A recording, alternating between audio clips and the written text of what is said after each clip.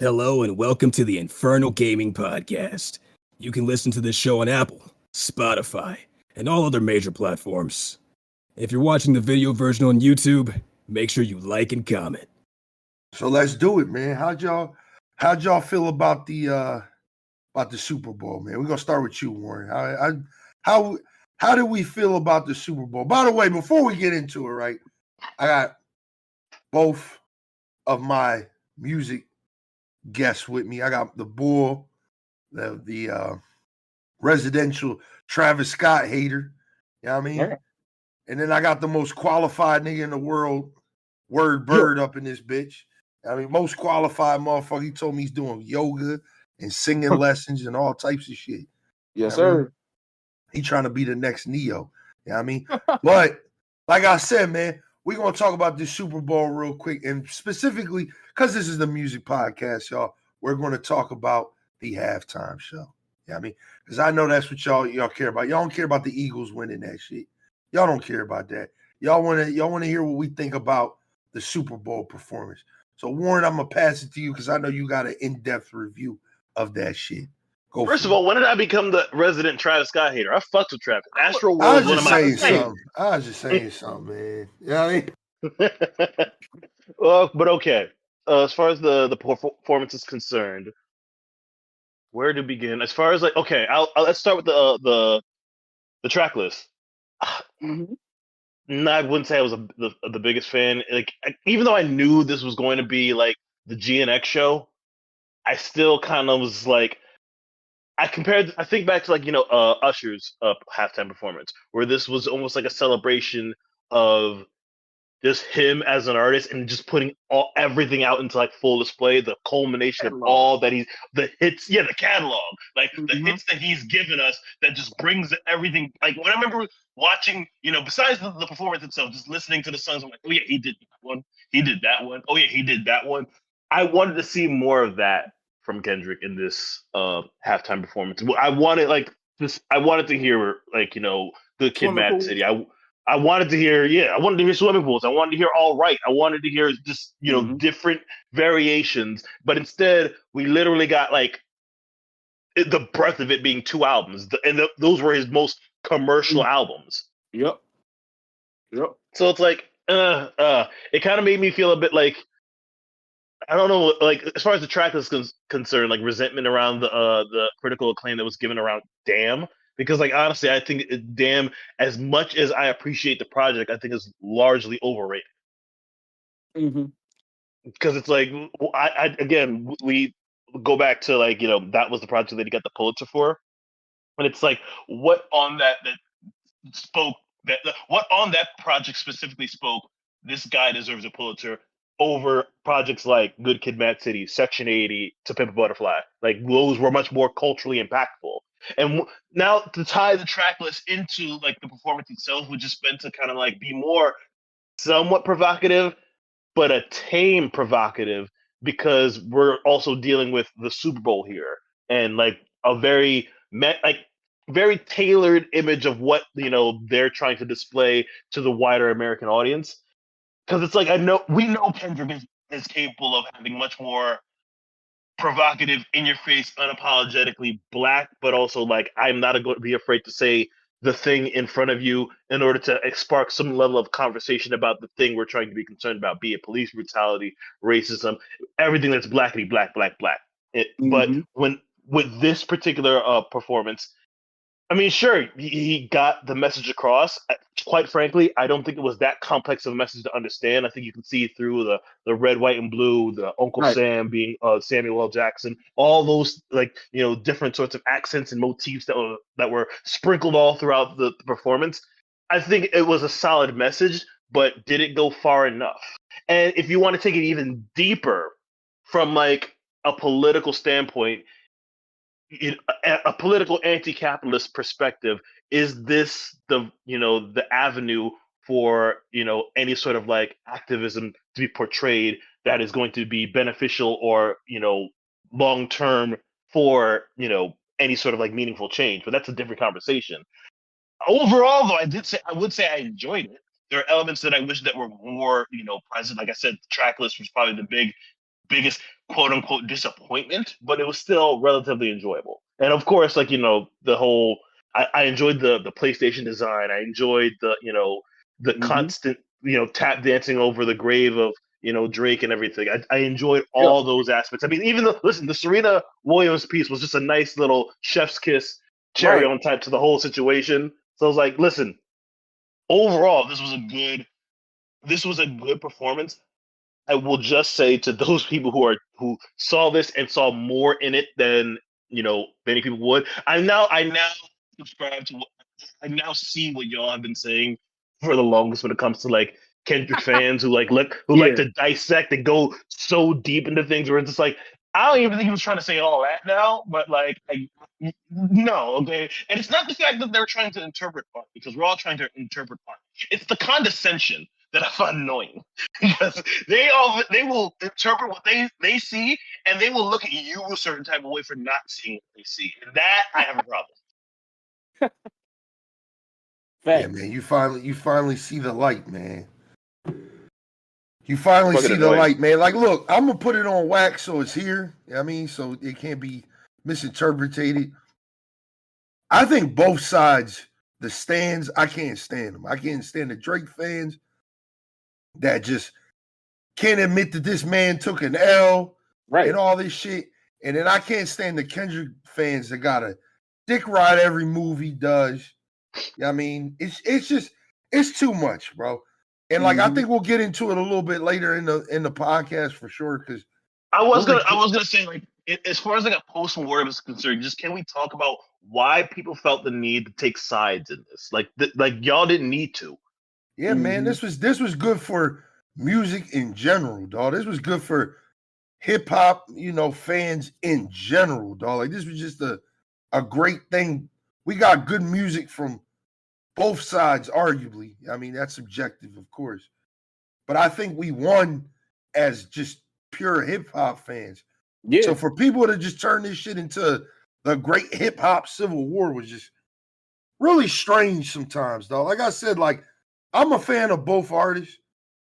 I hate both of the stan groups. Like again, like I said, the Drake fans that won't let Drake just take the L, and the Kendrick fans that just want to break down and dissect and make things seem so much deeper than they are. Like, I'm gonna just get my part out the way and I'm gonna pass it to you, Bird. Like, I really liked the halftime show. Like, I really liked it. Like, I thought it was like definitely top 3, maybe top 2. I don't know. Michael Jackson's hard to beat, dog. Like, that's like a really hard one.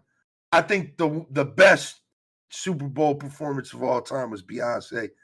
I'm a Beyonce hater, but you got to understand when that girl steps out to perform, she performs, dog. Like she is just above and beyond performer. You know what I mean? And to a certain level, I think her performance on the Super Bowl kind of mirrored what Kendrick did without all the, 100%. Obvious, shots at another artist. Right. Beyonce used her platform at a time where, remember, the Colin Kaepernick shit was going on. And she got out there and she took the knee and everything. Like that shit was serious back in the day. Like, I mean, I'ma just say them white America was upset, dog. They was upset, dog. When that shit happened, they was upset that she got up there and did that shit. And it wasn't no subtlety to it. It was just she did that shit. She took the fucking knee, dog. You know what I mean? So, Kendrick being who he is, let's dick ride Kendrick real quick, right? You know what I mean? Nah, you got that. Him being the mastermind that he is, so smart, so intelligent. You know what I mean? He did all these things, all these little tropes. He had the A minor chain on. He had the PlayStation controller that people tried to break down way harder than they did. Like, PlayStation ended up going down that weekend, right? That Friday night, PlayStation was down. And people was like, oh my God, he did the PlayStation thing because PlayStation was down, just like he shut Drake down. I'm like, bro, he probably had this set planned out months in advance. Like months in advance. Like stop looking at like way deeper into it than it is, dog. That's when I knew like Kendrick fans just got like some weird shit going on, dog. Like I think we joke about it all the time. Me, Warren Bird, and all the guys we joke about all the time. Where we come from a place where, let's just say the hip hop fans that we have are like Earl Sweatshirt fans. You know what I mean? Yeah. They listen to that shit and they break it down. They think it's the most deepest thing in the world. This man just said, I just pop, rock, and drop, and then I knock out the cop, and then I ran down the block. And they think that is the most profound shit of all time. So when I hear people from where I was, you know, my hometown, talk about the performance, I say, the first thing that clicked in my head sounds about right. Sounds about right. Y'all will literally break down a rock being in the middle of the street if y'all could. You know what I mean? I thought the performance was good. I kind of mirrored what Warren said. I really wish he kind of went deeper into the catalog a little bit. Like, I understand, like, this is like, I think the bigger discussion that needs to be had about when we have hip hop artists or even just black artists in general come up on the world stage and perform on that level. Mm-hmm. It's like you want to do your big hits because you wanted to appease to the broader audience. But at the same time, was the broader audience really trying to look for Kendrick Lamar? I mean, like, that's the thing I had to like tell people. Like, do you really think the, you know, soccer dad from fucking Lancaster County wants to hear, yeah, I mean, Humble or DNA, which are arguably some of his bigger, well-known songs? I mean, Not Like Us. Of course they heard that song. It was every fucking where. You know what I mean? But, you know, I kind of mirror Warren where I feel like they should have he should have went a little deeper in the pocket, because if you're going to do this bliggity black thing, right, make it bliggity black, man. You know what I mean? Do the all right. You know what I mean? Do the These Walls. You know what I mean? Do the songs that the niggas know. You know what I mean? The niggas that are tuning in because, damn, that's Kendrick Lamar, my favorite hip-hop artist. You know what I mean? Is coming out to see, man. Yeah, I mean, I thought it was a very commercial, and of course it's got to be that way to a certain extent, performance. But nonetheless, I really thought it was like top 3 of all time, for real. Like, the set from the interludes that he did in between songs, you know, the jabs he threw at my man, you know, they love to sue all that shit.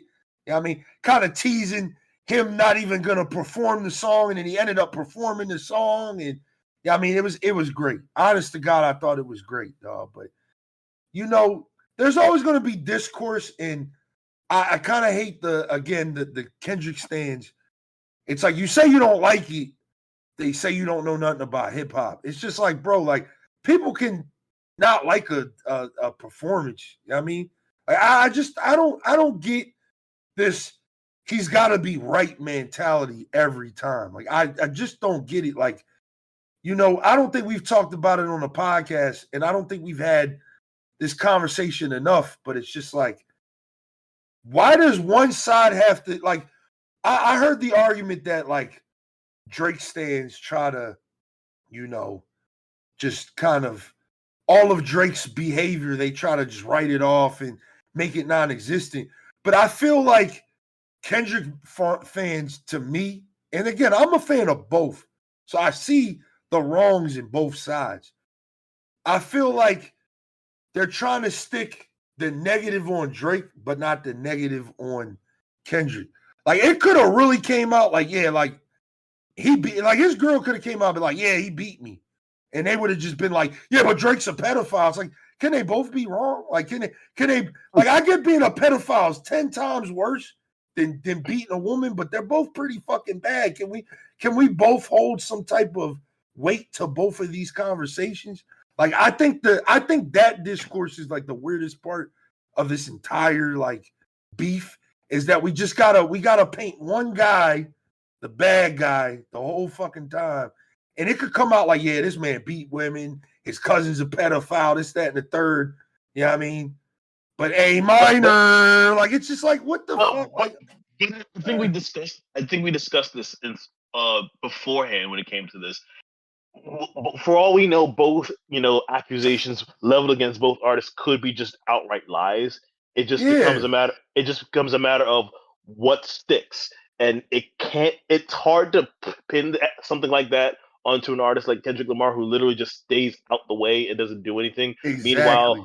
Meanwhile, Drake is very documented and out here. Plus, on top of it, people have been saying stuff adjacent to that for quite some time. Yeah, man, he got videos of him saying some weird shit. Yeah, so it became like easier for the public to latch on to. So like, it's not a matter of like, I think we're just choosing the bad guy. It just become like, if Drake was the same kind of artist that Kendrick was, then it would just be like, we're just throwing things out there, and it'd be hard to kind of like what sticks to that. It feels as though it almost feels like this feels more true than the other one. Yeah. I don't know, man. I want to always nail it down with this podcast, and hopefully this is maybe the last time we talk about the Drake and Kendrick beef. Hopefully, please. I want y'all to understand that y'all can be a fan of both artists or not. That is okay. But to all this discourse is just very weird behavior, man. It's very like, from the biggest dick rider being academics. Like, I fucking can't stand academics' entire takes on the Drake thing, trying to act like Drake is, he planted all this evidence and this is all cool, calm, and collected and calculated and shit. It's like, bro, like, get off the man's dick. He lost. Drake lost. It is not it is unanimous. He lost, dog. It is okay to lose. You know what I mean? But to try to paint this narrative like, oh man, like, Drake, he planned this. This was all planned. This was calculated. So he calculated being called a pedophile. Like, come on, bro. Like, you know what I mean? Like he planned that. Like, he was like, yeah, I know they're gonna take that route. Like, who does that, bro? Like, just stop it, man. Like, just stop it, dog. Like, I don't get it, man. Like, I don't get how this is even this is just even a conversation to be had. It's like, even with these dick riders on both sides, you got academics, who's arguably the biggest Drake dick rider. It's just like, man, Drake has never acknowledged your platform. He's never came out to your platform. He's went to everybody else's platform and promoted his music or whatever the case may be, or helped that streamer or whatever.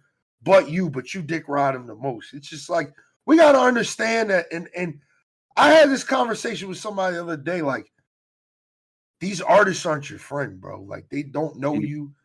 They really don't care about you. They care about your money. I mean, all of that shit. I mean, they are not good. These people are not good people, dog.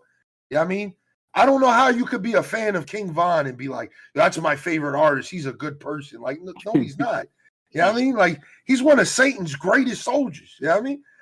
Like what are we talking about? Like, I mean, I think the discourse around things are very weird, but nonetheless, it's less the discourse, it's the culture that we have around fandom, where people like the parasocial relationships that we tend to adopt when it comes to people with whom, especially in today's age where we're offered so much transparency and insight into the lives of these artists through their postings on social media, blog posts, and just like we're it's a one-way relationship where we're almost knowledgeable damn near everything that goes on in their lives, but they don't know anything about us, and we don't seem to recognize that. Yeah, like, we man. feel a weird connection to these people that literally don't give a fuck about us. Yeah, and I can kind of relate to a certain extent because of what I do with streaming and stuff. Like, but you're interactive. Streaming, yeah, of course. But I think with streaming, right, a lot of the things that you have to understand is we tend to have the same kind of relationship with our audience. Like, it's us, me on the camera. You see me, you see everything that I'm doing.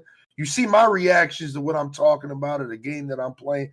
But all I see is your name in the chat. I mean, I don't know what you look like unless you're fellow content creator, whatever the case may be. I don't know too much about you neither.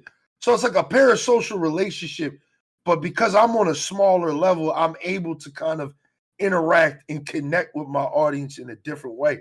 That's why streaming is the way that it is right now. Like, maybe that's a topic for another podcast, but like, you see it with like the Kai Cenats, the Aiden Ross, like all these kids that are up and coming. Like, streamers really run the world right now, dog. Like in all form of entertainment and stuff, because of that parasocial relationship becoming so personal. You know what I mean? To where like somebody like a Drake will never acknowledge you. Somebody like a Kendrick will never acknowledge you. Somebody like a J. Cole will never acknowledge you. You might see that motherfucker riding past on a bike. He'd be like, fuck out of here, dickhead. You know what I mean? Keep moving. You know what I mean? Like, Imagining J. Cole do that. but it's just like, I think a lot of this discourse is strange. Hate it or love the performance, I'm gonna put my ballot in and say I thought it was really good.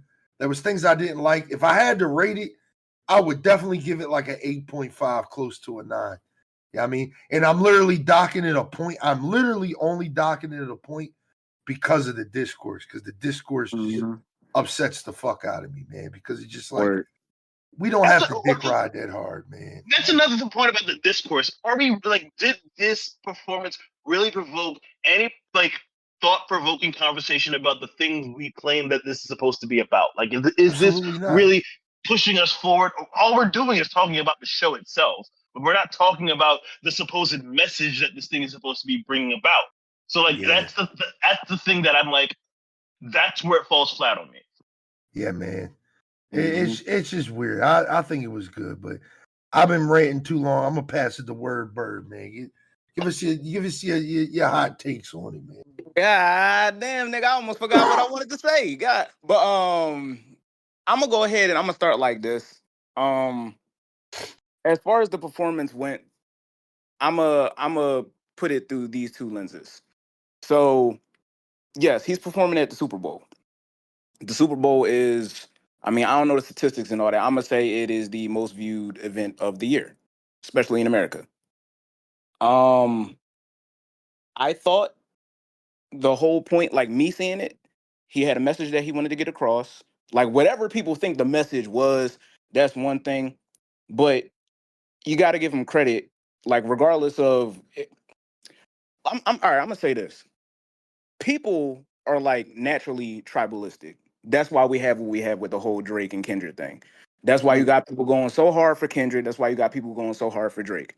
I literally got into like a little squabble in the comments on one of my posts that I put up with one of my friends, and I had to delete the shit because that wasn't the type of vibe that I was trying to put out.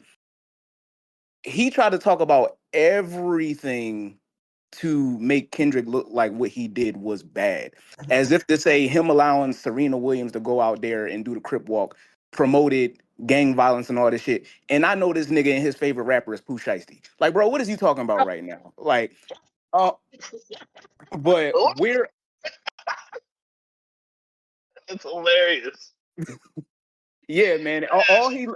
All he listened to is gangster shit, thug shit, niggas killing the shit. But he's defending Drake and saying that Kendrick is wrong because he's promoting gang violence and all that. I'm just like, bro, you cannot look at that and just like think he's promoting gang violence because Serena's doing the Crip Walk. One, the woman has done it numerous times before. You know what I'm saying? For all we know, Kendrick just said, go up there and do your thing. And she just was like, well, I'm going to do this. You know what I'm saying? But where I give Kendrick, like, where I give a nod to him is he did the performance. His songs that he did sing, if we talk about the track list, Humble, DNA, All the Stars, you know, like most of them, like, of course they not like us. He's going, that's why they got him. They was like, oh, this song is everywhere. We want him. He was going to perform that regardless. If he didn't, whoever like paid him to do the Super Bowl performance, they were going to feel cheated. He stuck to the roots of hip hop by still acknowledging his rap beef. You know what I'm saying? Like, whether you think it's a positive thing or not, like you said, Derek, we as fans, we won with this shit. Hip hop at the core, you know what I'm saying? Battle rap, stuff like that. Kendrick just did it to the highest level we ever seen. And he won. There's nothing that Drake can do to come back after that. Like, there's no track that's gonna come out after this and all that. Kendrick did like what everyone as a hip hop fan would want to see their favorite artist do to whoever they in the beef with. The performance itself, I personally think I'll give it a 10 for the presentation. I'll give it a 10 for the creativity. Execution, you know what I'm saying? And I'll give him this. That motherfucker was walking a lot. He was moving around a lot. And you Man gotta covered a do lot of that. ground. Yeah, a whole lot of ground. A whole lot of ground. There was memes out there saying that Kendrick covered more ground than the Chiefs did the whole Super Bowl, which was probably true. You know what I'm saying? Yeah, so I'm gonna give him some grace. I thought like the performance, like just performing a hip hop song wise, was kind of like low. Like I definitely performed the Amazon performance where Russell Westbrook and DeMar DeRozan came out to "They Not Like Us" because the energy was like just different, you know, as opposed to it being in through the lens of this where he's also trying to get his message across while performing the song. If we talk about how everyone perceived it, let's talk about like the masses of the people who watched the Super Bowl probably being like your 40-year-old and older white male.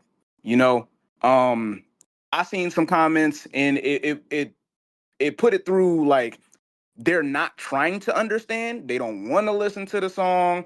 Mm-hmm. And it kind of got me because me being a young black male didn't know who the fuck Coldplay was when they performed at the Super Bowl.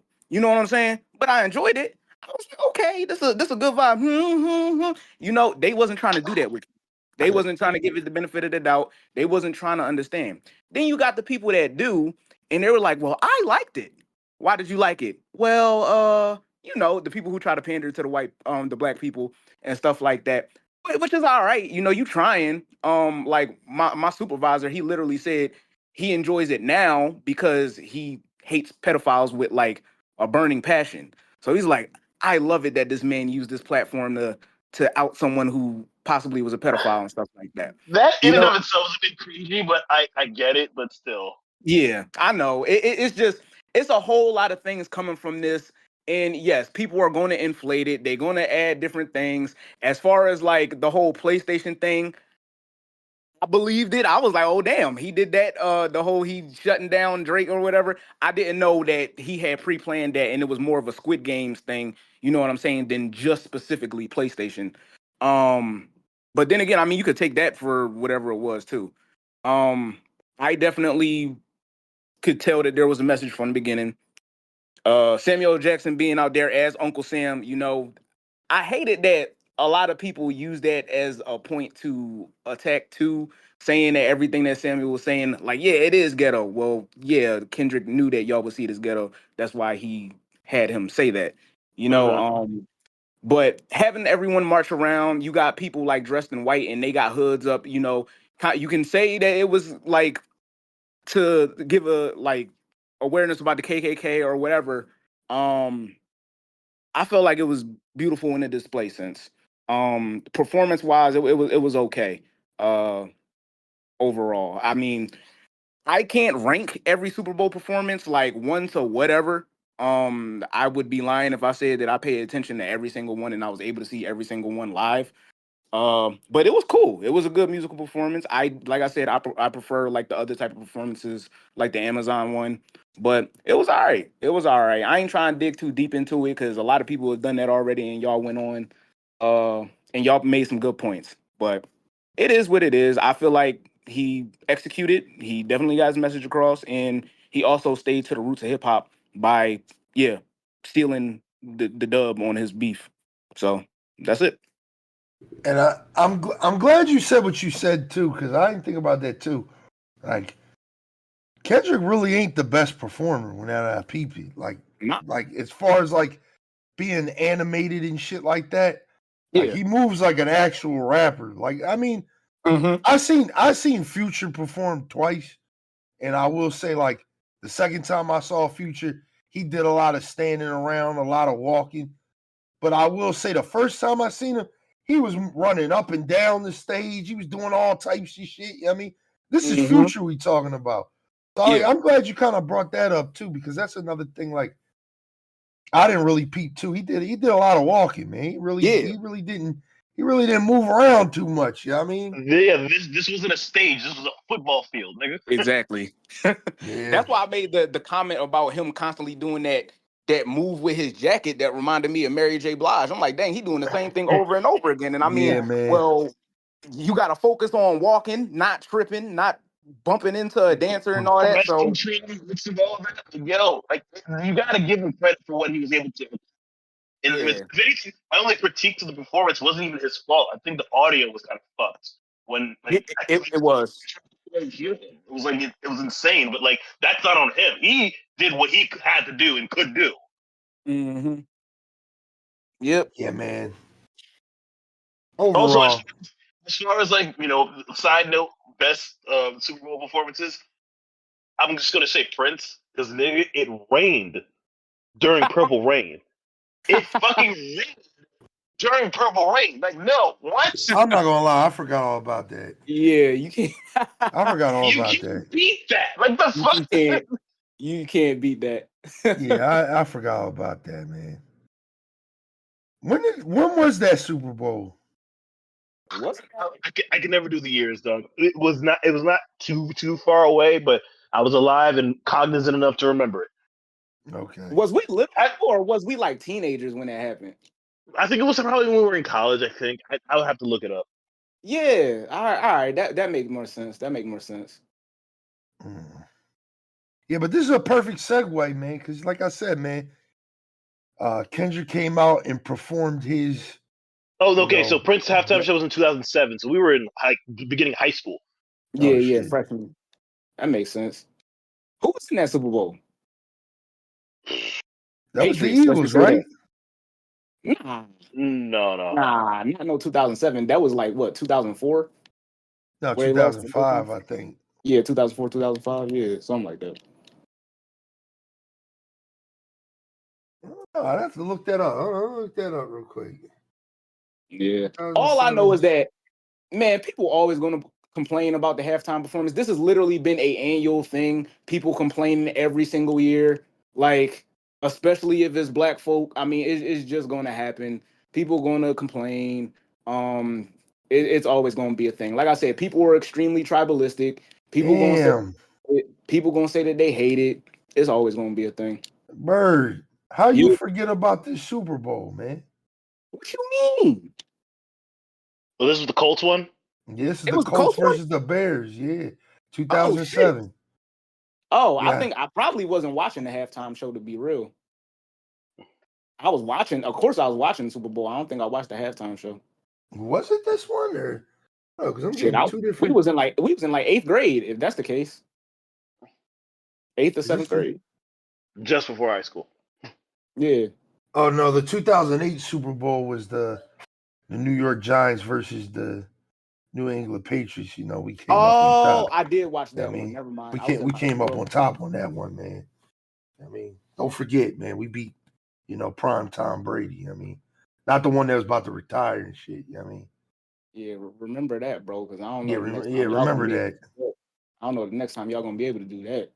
Yeah, we're cooked. We're cooked. Yeah, we're cooked, man.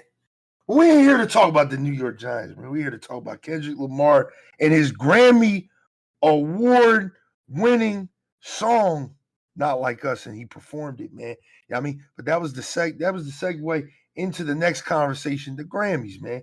We gotta talk about the Grammys, dog. I mean, we have to. It's almost. I feel like we do this around this time every year. We got to talk about the Grammys. We did some predictions, but did I end up writing them down like I wanted to? I don't think I wrote them down like I wanted to.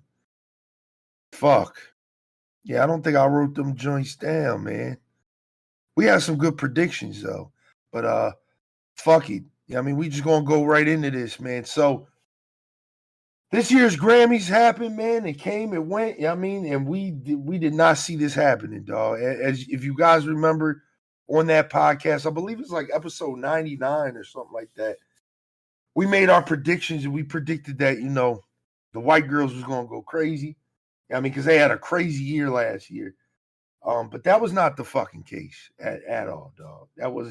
we was far from wrong. I mean, Drake's line in that in his one diss record was probably the blame for all of this, man. I mean, the Grammys heard that shit and was like, "Oh yeah, that's how you feel? We're gonna give them all the Grammys. We're gonna give them all the Grammys." So let's get into it, man. Record of the year. We had Now and Then by the Beatles. I don't know why that's there, by the way. I don't know why that's The Beatles still making music? Nah, that's an old song. What to say? That shit's crazy. Texas Hold'em by Beyonce. Espresso by Sabrina Carpenter. 360 by Charlie XCX.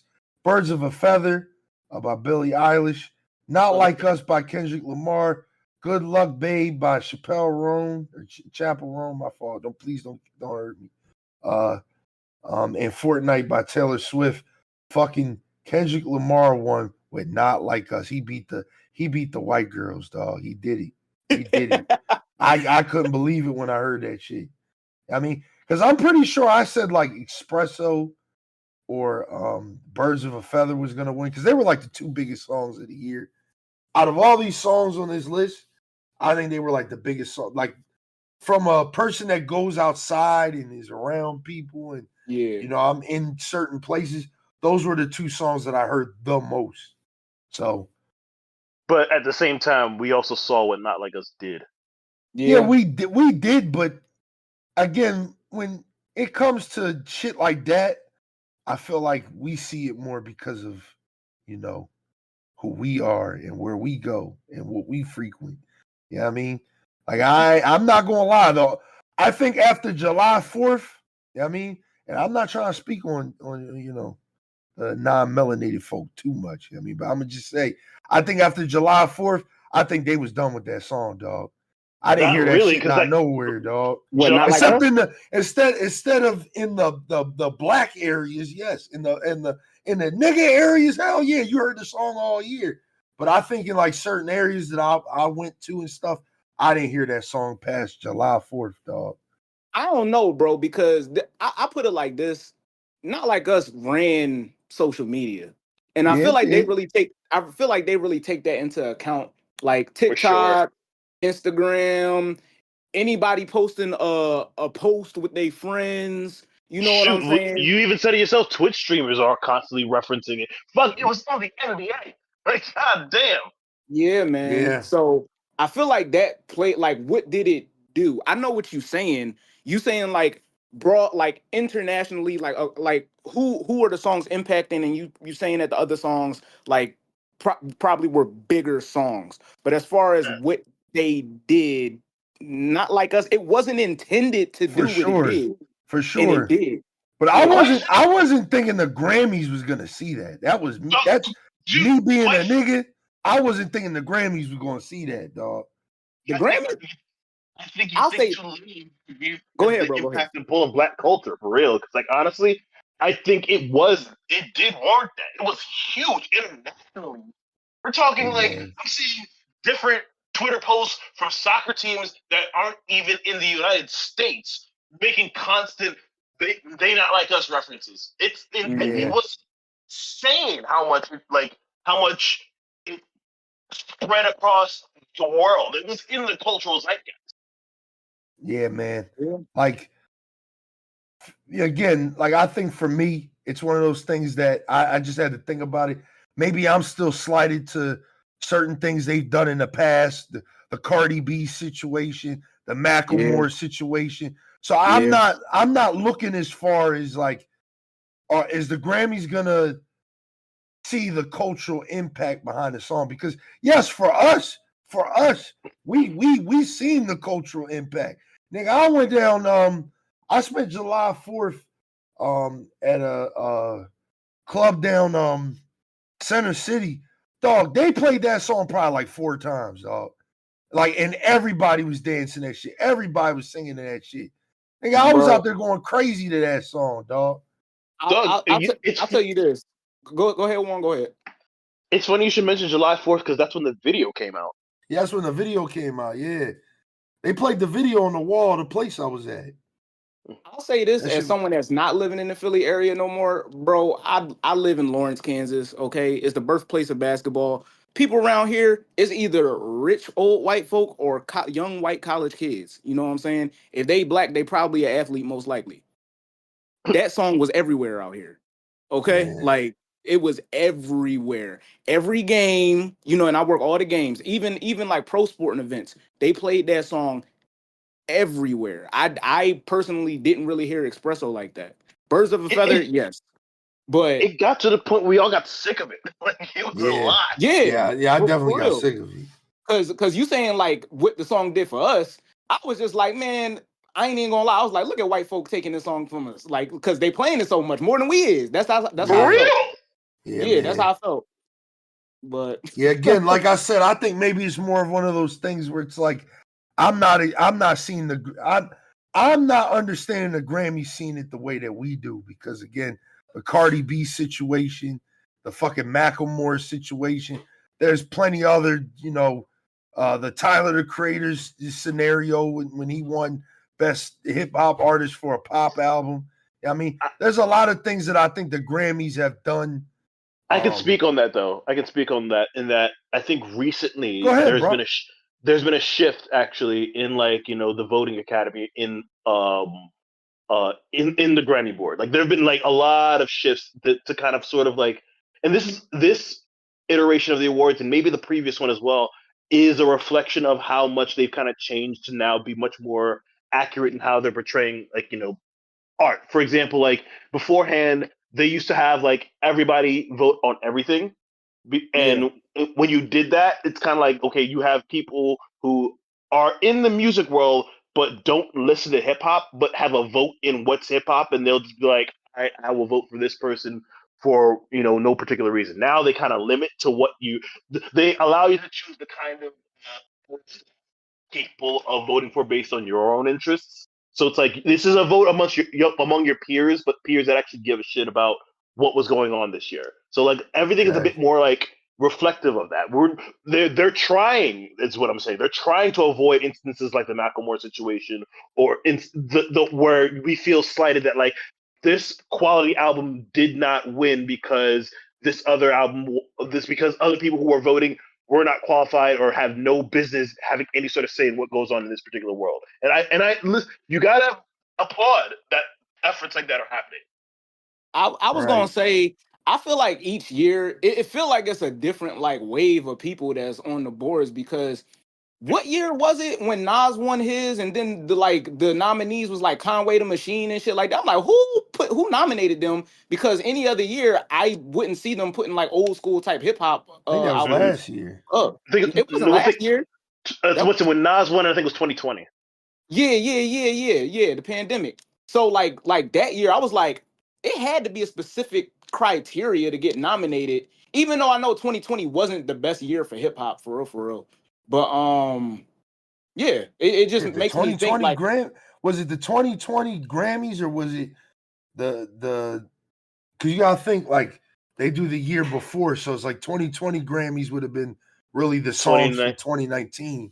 So Was it might it have been that the year? 2021. It might have been the 2021 Grammys because I'm thinking like, 2021 Grammys from the 2020 year. It's one of them years Nas won it because I know it was Nas, then Tyler, then was it Killer Mike? Yeah, and then yeah,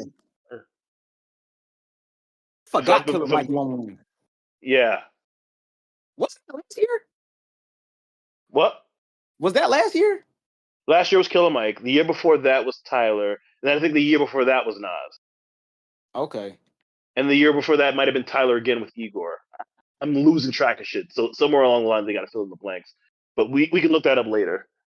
Yeah. Yeah, it's shifty though, man. Like honestly, it's weird because I feel like music really is like akin to like how sports does it because you got like in the NBA, there's no way LeBron James should only have like what 3, 4 MVPs. Motherfucker should have had like at least 9, but you get tired of doing just that, so you kind of like Voter lean fatigue. another way and stuff like that. So I feel like it's probably like that when it comes to like voting. So yeah. And I think Yeah, man. I think stuff I'm like that is grateful definitely for the reflective of like shift. the album of the year one for sure. Yeah, I'm definitely grateful for the shift because, like I said, man, Not saying Cardi B ain't deserve it, but I mean, Yeah. let's keep it a bean, man. Let's keep it a bean. Yeah. Let's keep it a bean. I mean, but let's move on because again, what you're saying, Warren, definitely does make sense because I don't know what it was, but they love niggas this year, man. Because if we go to album of the year, right? We have New Blue Sun by Andre 3000, Cowboy Carter, Beyonce, Short and Sweet by Sabrina Carpenter, Brat, Charlie XCX, The Jess Volume 4 by Jacob Collier, Hit Me Hard and Soft by Billie Eilish, Chaperone in the Rise and Fall of Midwest Princess by Chaperone, and The Tortured Poets Department by Taylor Swift. Fucking Beyonce won, dog. Beyonce won. I was kind of surprised for real. I was very surprised by that, man, because I think that was the one where you said it was gonna be like Taylor Swift, and I think I said it was gonna be Sabrina Carpenter because she had some crazy numbers this year. Mm-hmm. So I was like, that was crazy. That was honestly crazy. How y'all feel about that, man? Did y'all listen to that album? I did. Beyonce? Nah, I ain't listen to it, bro. I ain't listen to it. I feel like I will eventually. Like, yo, let me, do this to say that I did it. But shout out to Beyonce. I'm gonna say this, and I ain't trying to pull a I don't know. I ain't trying to do like Taylor Swift winning an award or whatever. But for Sabrina Carpenter, I gotta say, yo, she been grinding, bro. Like she been grinding to do what she did this year. Because she was a Disney star, Girl Meets World. I don't know if anyone really saw her as a music talent, but when I was living in Japan, bro, like she was doing shows in Japan, it wasn't really that many people coming out like worried about her or whatever. She had to grind to like actually like get respected in the music world, like more so than like a fucking Selena Gomez or a Demi Lovato had to do, or even Miley Cyrus. So shout out to what she did, just as an artist. Low key, I think she looked like a cartoon. Like every time I see her, I'm just like, you don't look like a real person. Like you look animated, but you out here. I mean, respect the craft and everything. It's like she's odd to look at. I see what you say. Anime character.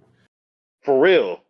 Yeah, it's this pro wrestler that look exactly like her, bro. Like even like copies her styles. It's weird. She looked like an anime character too. I don't know. Yeah, man. It's that face archetype. Yeah. So song of the year, man. Song of the year, we had a bar song, Tipsy by my boy Shabuzi. We had Birds of a Feather by Billie Eilish. We had Die With a Smile by Lady Gaga and Bruno Mars. Fortnite by Taylor Swift featuring Post Malone. Good Luck Baby by Chappelle Roan. Chapel Roan, Please Don't Kill Me. Not Like Us, Kendrick Lamar. Please, Please, Please by Sabrina Carpenter. And Texas Hold'em by Beyonce. Kendrick Lamar won out of that joint, man. That was the one I think we had me and Warren said we don't even know why Not Like Us is in there because he ain't getting nowhere close to winning that joint, and he fucking won, dog. That was insane. That was really insane. That one kind of upset me because I wanted my man Shabuzi to win, as he didn't win anything at the Country Music Awards, man. I kind of wanted him to crazy. get For that real? joint. Yeah, biggest song of the year and didn't get nothing at the Country Music Awards, man. They didn't give him the Little Nas X like treatment because I figured that's where it was gonna go. Nah, man, they didn't give him shit, man. That's Same wild. thing. The Grammys, they didn't give him shit neither, man. Had one of the greatest years ever as an artist. Number one, number two, he had the biggest country song of all time, and he didn't get anything at the CMAs, and he didn't get nothing at the Grammys, man. That shit's crazy. The biggest country song of all time. It is, yeah, man. That's the longest charting country song of all time. Okay, yeah, shout out to him. Again, he should shoot the fade with Drake then, if that be the case. Like blame Drake. Blame Drake. As he said, Kendrick just opened his mouth.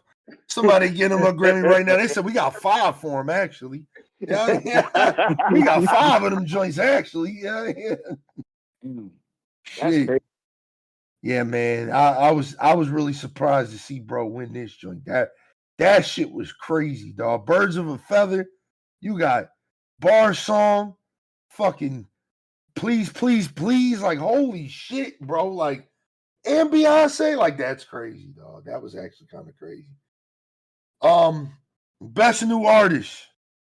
We have Benson Boone, Sabrina Carpenter, Doechii, Cragbin. I ain't even gonna try to pronounce that. They're joke. not new, but they're dope. Bro, that I was about to say Sabrina Carpenter not no new art. I hate when they do that. They do that with fucking Yeah, they be doing Simpson. that.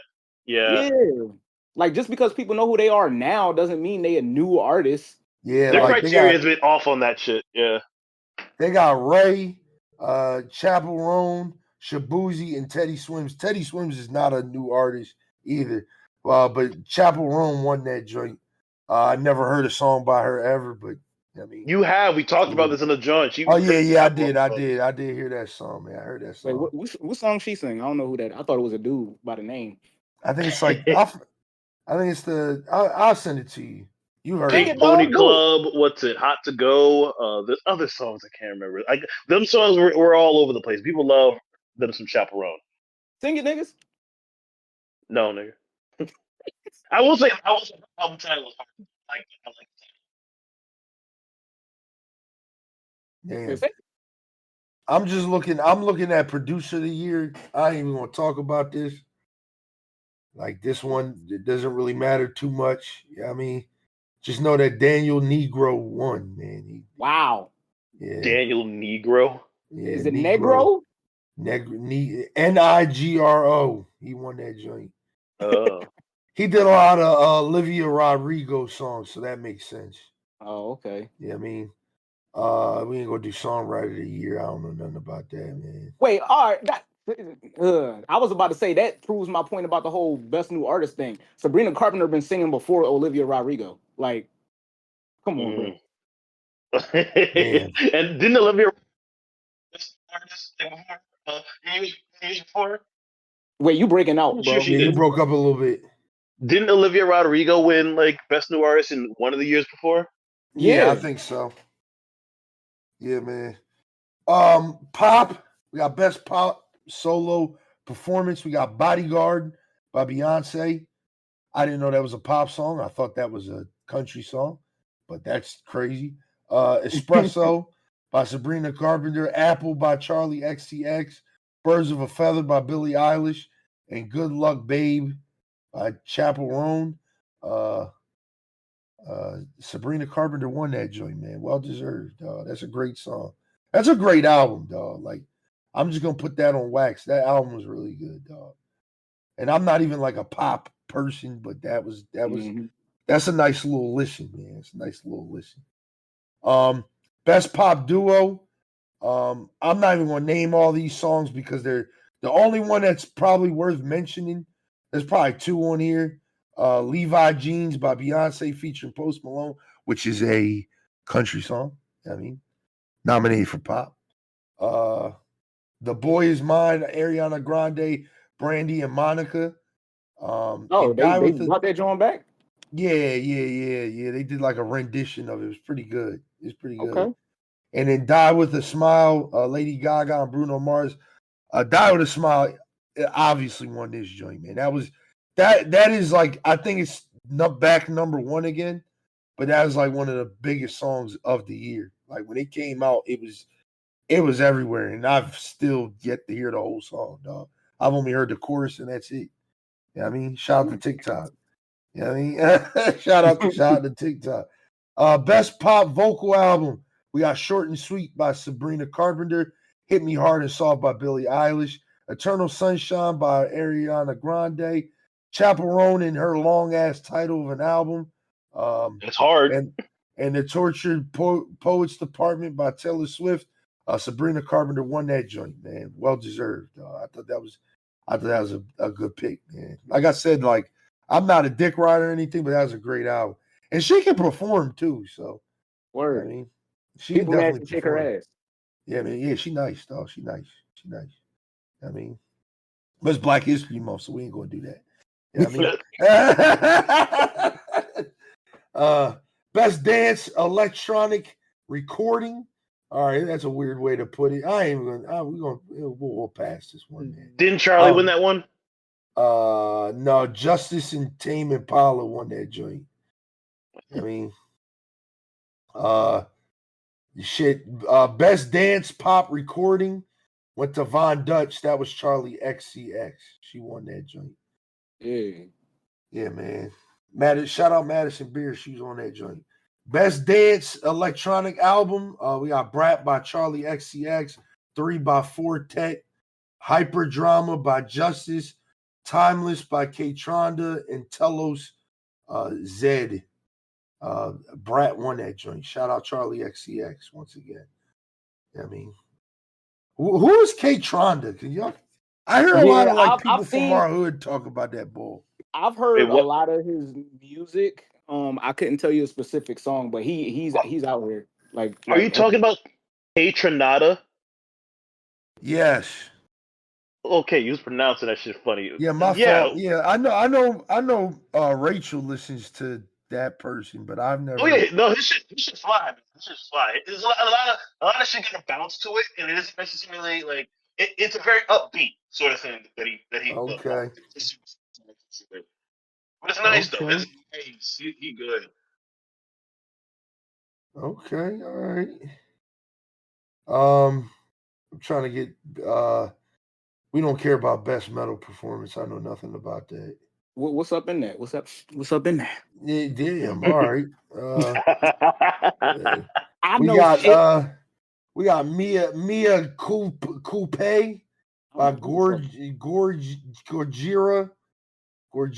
Marina Viato. We got Crown of Horns by Judas Priest. Suffocate by Knocked Loose featuring Poppy. Screaming Poppy, Suicide by Metallica. And Cellar Door by Spirit Box. Okay. I ain't listening to that first one won. I ain't gonna try to pronounce that shit again. That shit hurt my head. That shit was crazy. That shit's kicking your ass, nigga. Yeah, that shit was that dog. That shit was bodying the shit out of me. That shit hurt. That shit took me back to 9th grade again. Chill. Series book set. Best R&B performance. Let's get it, man. We back on the niggas. Guidance by Jhené Aiko. Residuals by Chris Brown. Here We Go by Coco Jones. And Made for Me by Money Long and Saturn by SZA.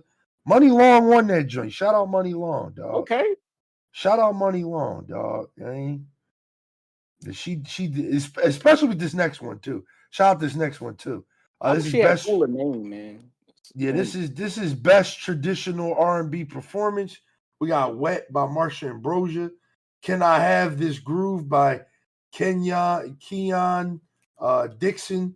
No Kenyon Lie. Dixon. Yeah, that person. Shout out to him, man. He's good. No Lie by Lila Hathaway. Make Me Forget by Money Long. And That's You by Lucky Day. Lucky Day won that joint. Yeah, shout out man. Lucky Day, man. I had Lucky Day's album on repeat for like a month, bro. That joint good. Shout out him, man. Shout out him, dog. Best R&B song. We got After Hours by Kehlani. That's a great song. Yeah, I love that song. Burning by Thames. That's also a great song. Here We Go by Coco Jones. Ruin Me by Money Long and Saturn by SZA. Saturn won. Shout out SZA. You know what I mean, I thought that was pretty well deserved. Best progressive rap album. Now this one was weird because it ended in a tie. All right, so we have 2 winners for this, which is weird. Which is weird. All right, we have So Glad to Know You by Avery Sunshine. En Route by Deron Bernard. Bando Stone in the New World by Childish Gambino. Crash by Kehlani. And Why Lord by No Worries. Anderson .Paak and Knowledge. Kehlani's album was hip hop? No, this is R&B. Oh, all right, R&B. Yeah, and the tie was between So Glad to Know You and the Anderson .Paak joint. So shout out to them. I don't know how they split a Grammy, but I don't know. They found a way. All right, this is the one we're gonna talk about for a minute. We're gonna stop and have a little bit of discourse about this. So we had best I have a feeling where we're going with this. best R&B album. We got 1111 Deluxe by Chris Brown, Vanta Black by Lala Hathaway, Revenge by Money Long, Algorithm by Lucky Day, Coming Home by Usher. Chris Brown won that joint, man. How do we feel about that?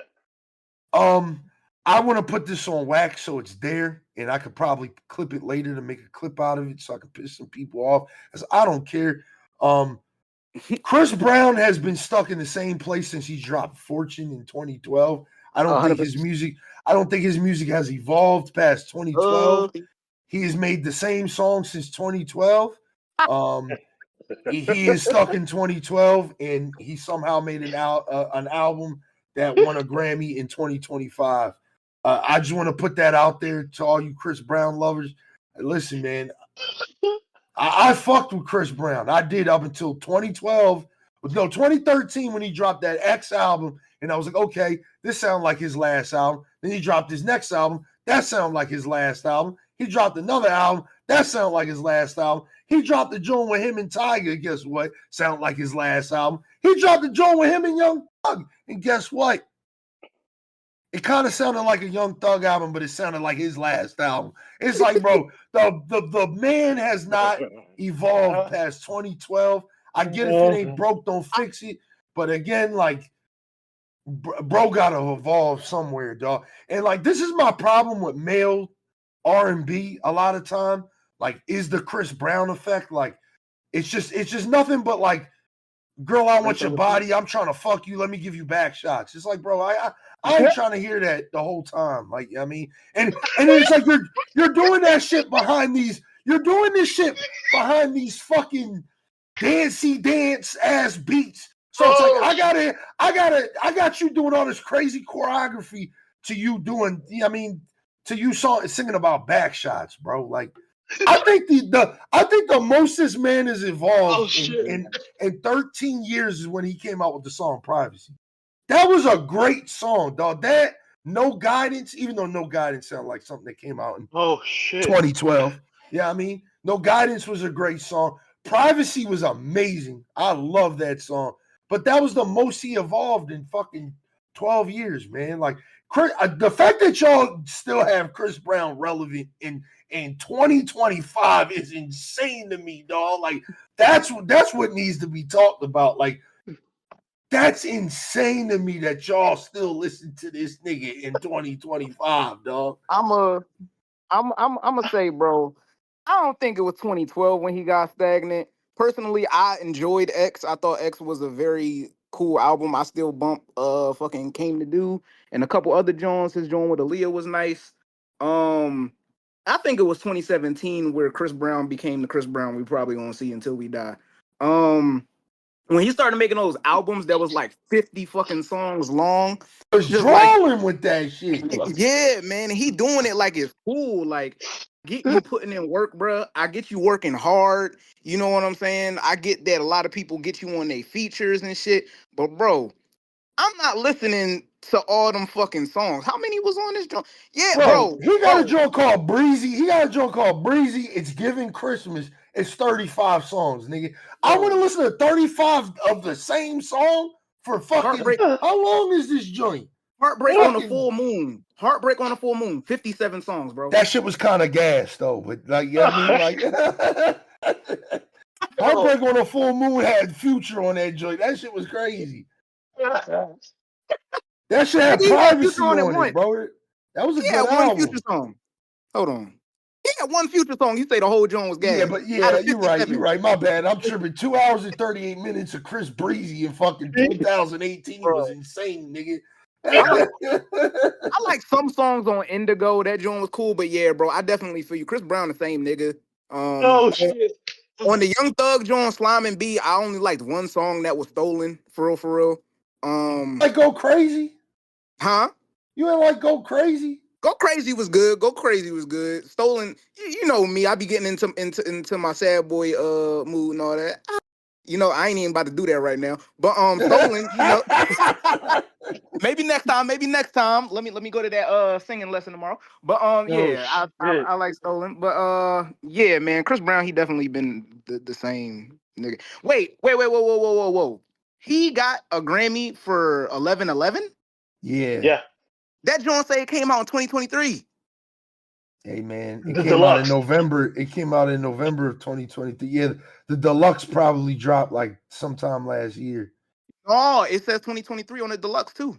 He dropped five. He dropped five more of the same songs for y'all. Congratulations. So, like around November time, that's usually when the cutoff is for like the Grammy nomination. So he wasn't considered for like the Grammys of 2024, but he was on the Grammy show that came out in 2024 for the year of 2023's album. But he was eligible for this Grammy award. Okay, It's kind of like God what damn. the GNX because like it passed the Grammy cutoff, but it will for sure be nominated for. Yeah, it'll be on next year. Yeah, for sure. Yeah, I don't know why we're still like again, like he did his thing with Rihanna. I know people got their feelings about that shit and how they feel. That's kind of where I I want to go. It's less about like him on a music standpoint, but like what does this mean for him personally? Because for the longest, he's kind of been shafted out of the limelight in having these sorts of recognitions, largely not just because of that instance, but like subsequent incidences that have happened afterward.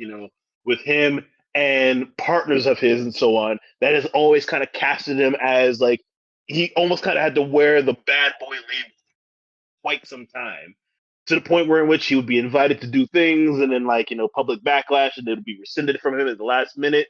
And Right. It's like he was kind of like to some extent blackballed while still being quite active. And it's like the hard work was able to allow him to still hold on to a fan base that some are also quite toxic, but also just like are appreciative of his part.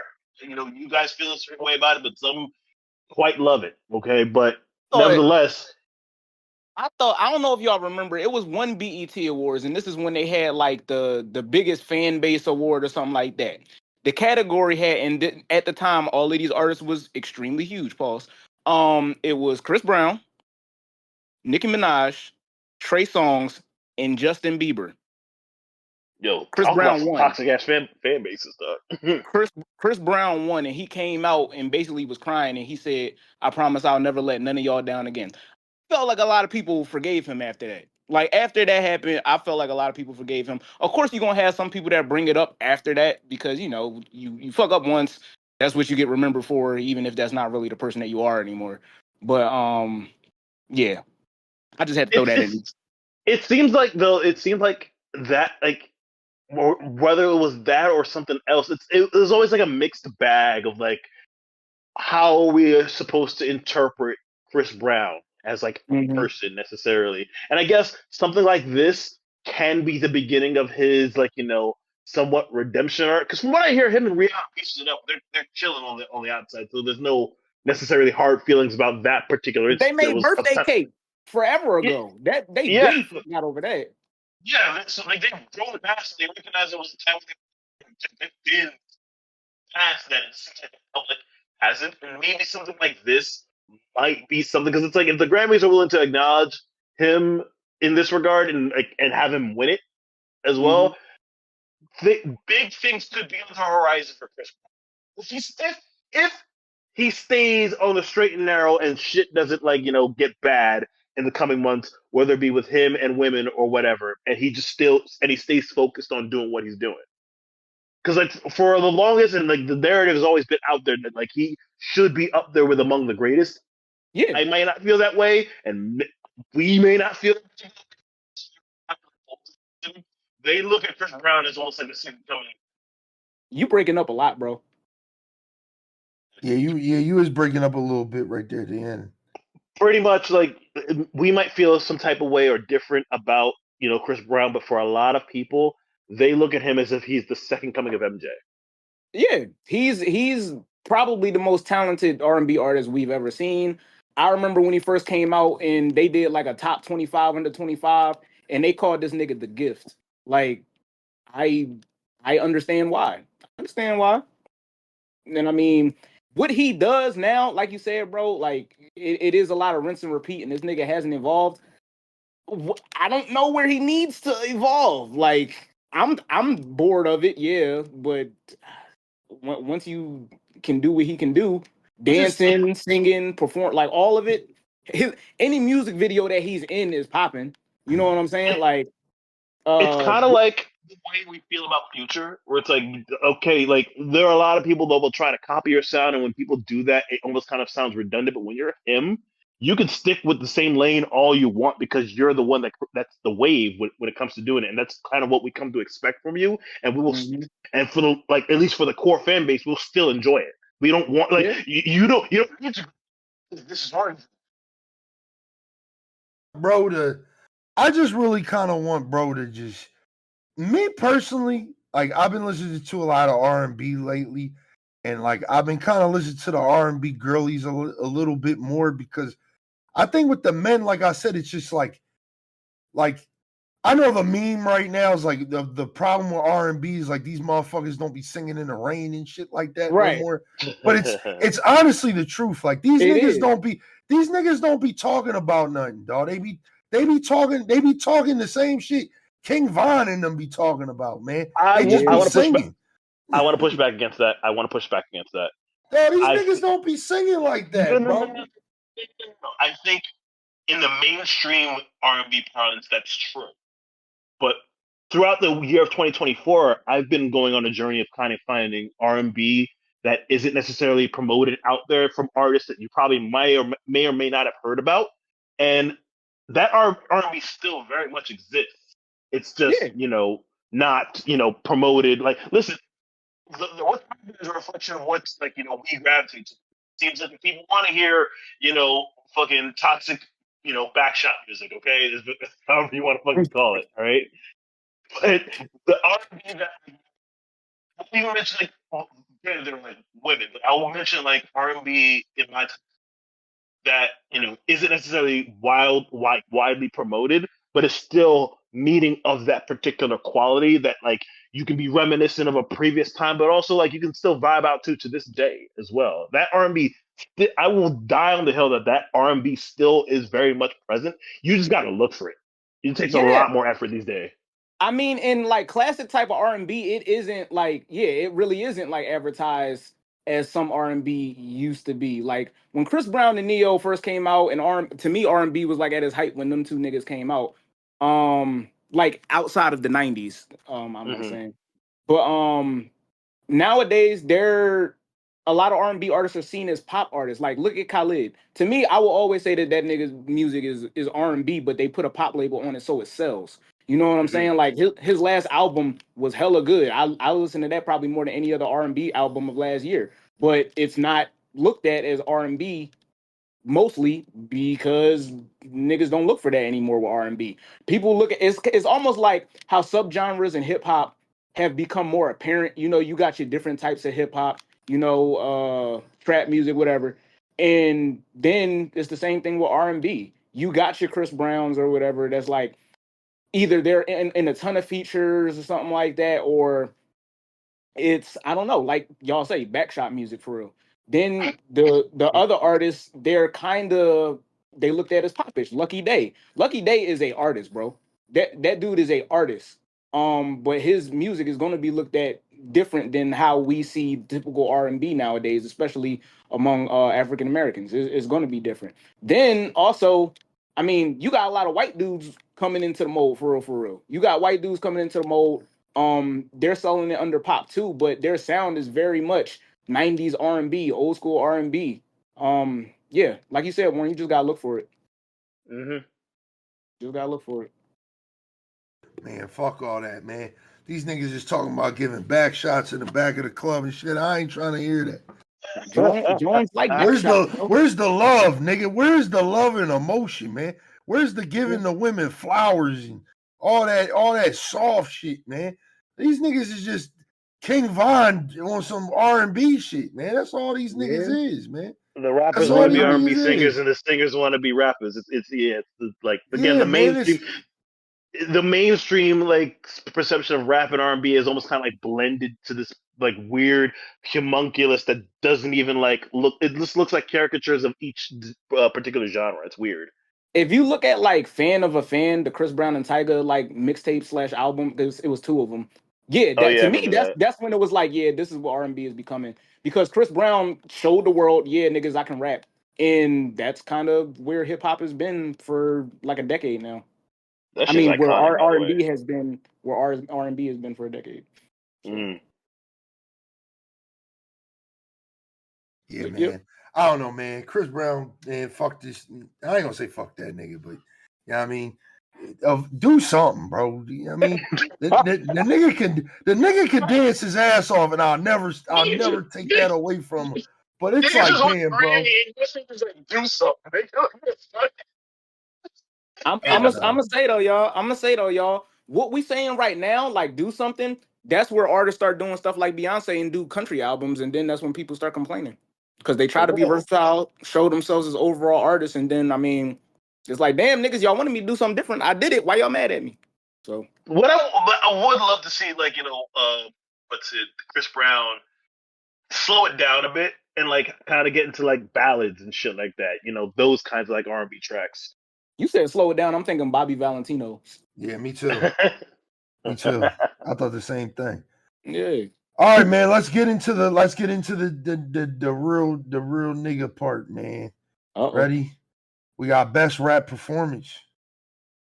We got Enough by Cardi B. When the Sun Shines Again by Common and Pete Rock. Shout out Common and Pete Rock. You know what I mean? Nissan Altima by Doechii. Houdini by Eminem. Like That by Future and Metro Boomin. Yeah Glow by Glorilla. And Not Like Us by Kendrick Lamar. Not Like Us won that joint. Houdini got nominated for a Grammy? Yeah, but Eminem's got a lot in the rap joint. Man, I ain't like that joint at all. It's on Madden. It's annoying as fuck, man. Yeah, man. Yeah, man. Listen, Eminem is the original. I ain't hear a word you said, bro. Eminem is the original. Like, he just opened his mouth. Somebody please give him a nomination right now. Yeah. Can we swap Eminem out for like Ian, man? Because that nigga go hard. Yeah, okay. I will never get on the Ian bandwagon. Okay, I'm sorry. It's never gonna Bro, happen. man, leave my boy alone, man. He be rapping, dog. And he that from motherfucker St. Louis. go hard, bro. He from St. Louis, nigga. Bruh, that is not the house. Happening. That's the Airbnb. That nigga go hard, bro. He been around niggas, man. You gotta hear that joint 3.5 by that nigga. 3.5 go hard. Yeah, that nigga snapped, dog. Like, yeah, he did. Yeah, he that did. boy be talking that shit, dog. You gotta open your ears, man, and let your eyes listen, man. The fuck?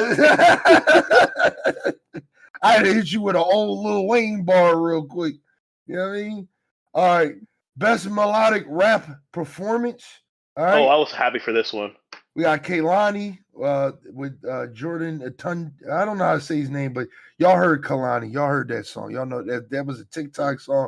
That was one of my favorite songs of the year, to be honest. I really like that song. We got Spaghetti, Beyonce, Shabuzi, and all them. Melodic rap performance, by the way. Country song. Melodic rap performance, by the way. I mean, so I don't know what the fuck Warren was talking about earlier, but you know what I mean? The country song in the rap department, by the way. We Still Don't Trust You by Future, Metro Boomin, Big Mama by Lotto. Shout out Lotto, man. And 3 by Rhapsody and Erykah Badu. Rhapsody won that joint, man. Shout out to Happy Rhapsody, for her. Man. Happy for her in that regard. She deserves it. Yeah, man. Yeah, I was definitely happy with that one, man. All right, best rap song, man. This is where things get a little strange, bro. This is where I was just like, all right, man. All right. We got Asteroids by Marlena Evans. Oh, wait. Yeah, bro. That's the songwriter. That's the songwriter. It's Rhapsody. It's Rhapsody feature. Okay. Yeah, my fault. We got Carnival by Kanye West and Ty Dolla $ign featuring Rich the Kid and the GOAT Playboy Cardi that's never gonna drop his album. Rich the Kid still relevant? Yeah, he was the chorus for that joint. Okay. That was my most listened to song of the year, by the way. Damn. Shout You out have a Carnival. problem. That song go hard, dog. That song go hard, man. That joint go hard. We got Like That by Kendrick Lamar. Kendrick Lamar. Well, not Kendrick Lamar. It's Future and Metro Boomin featuring Kendrick Lamar. But it might as well be Kendrick Lamar fucking song, dog. We got Not Like Us by Kendrick Lamar. And Yeah Glow. Yeah, By Glow. Kendrick Lamar? Nah, by Glorilla. Kendrick Lamar won this joint. I ain't gonna cat. This was the one where I was like that should win. Best rap song, I think. You can't outshine a juggernaut that is not like us. I'm sorry. You can't, but I thought Like That should have won that joint. And here's another one we about to stop and talk about for a second. You know what I mean? We're gonna talk about this one because Warren had made up a good point with this one. But we'll talk about it in a second. Best rap album. We have Might Delete Later, which I don't know why I was there. We said that on the episode 99. Don't know why I was there, by J. Cole. The Auditorium, Volume 1, Hope There's Never a Volume 2 by Common and Pete Rock. Alligator Bites Never Heal by Doechii.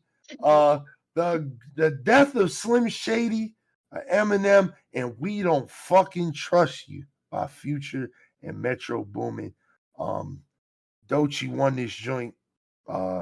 I attempted to, because I remember when we did our album reviews, I told you I didn't listen to it. I tried to listen to it after it won a Grammy. I turned that shit off, dog. It ain't for me. Yeah, I turned that shit off. Yeah, shout out to her though. Don't know how she beat We Don't Trust You.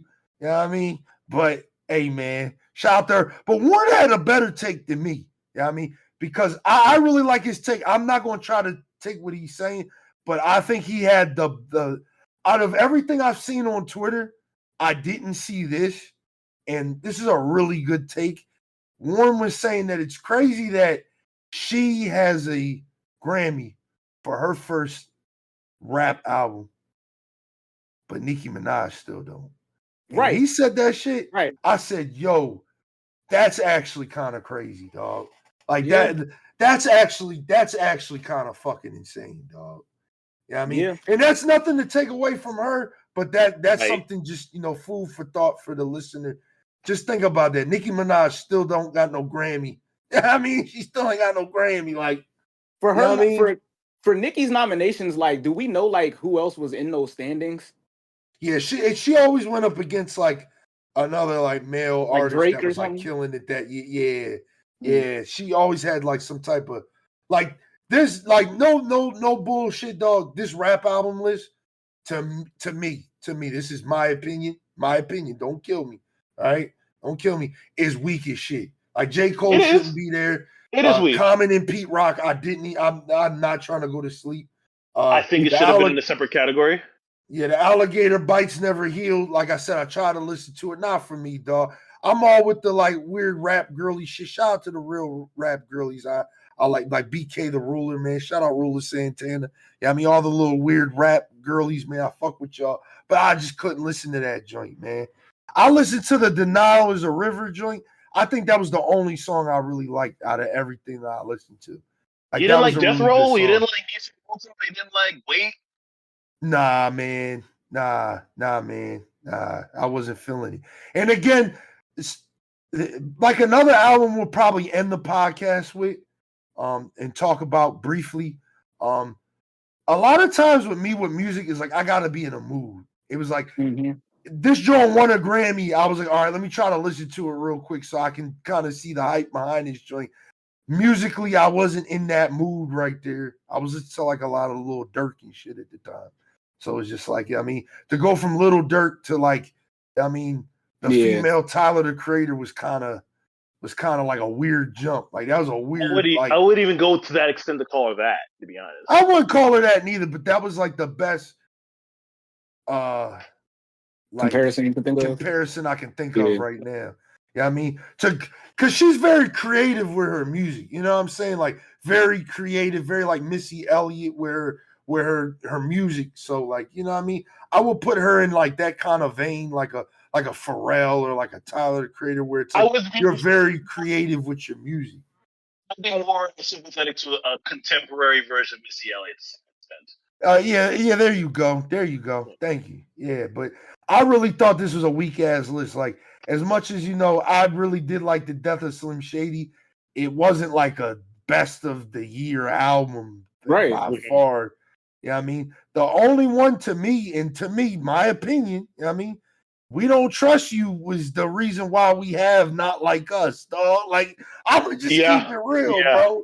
Like, we would have never got Not Like Us if it wasn't for my man Metro Boomin just hating on Drake as hard as he was, dog. The prime mover in that, yeah. Yeah, I mean, so it's just like I don't know how that got overlooked, but all right, you know what I mean? Okay, all right, not trying to take away from her, but Nicki Minaj still ain't got no goddamn Grammy, dog. Like, and that's crazy to me, dog. That's crazy to me. You know what I mean, but Cardi B, you know what I mean, but listen, we can list off a lot of female rap artists that got like Lil Kim, the Lauryn Hill, Cardi B, Missy Elliott. Like there's a lot of like hip hop artists, female hip hop artists that have gotten Grammys, and yet Nicki Minaj, who has been such a dominant force in rap representing the women, hasn't a single one. And that's kind of like, yeah, that to me is wild, and to the point where like they might just give her a gimme Grammy at some point, because like she's definitely deserving of some sort of like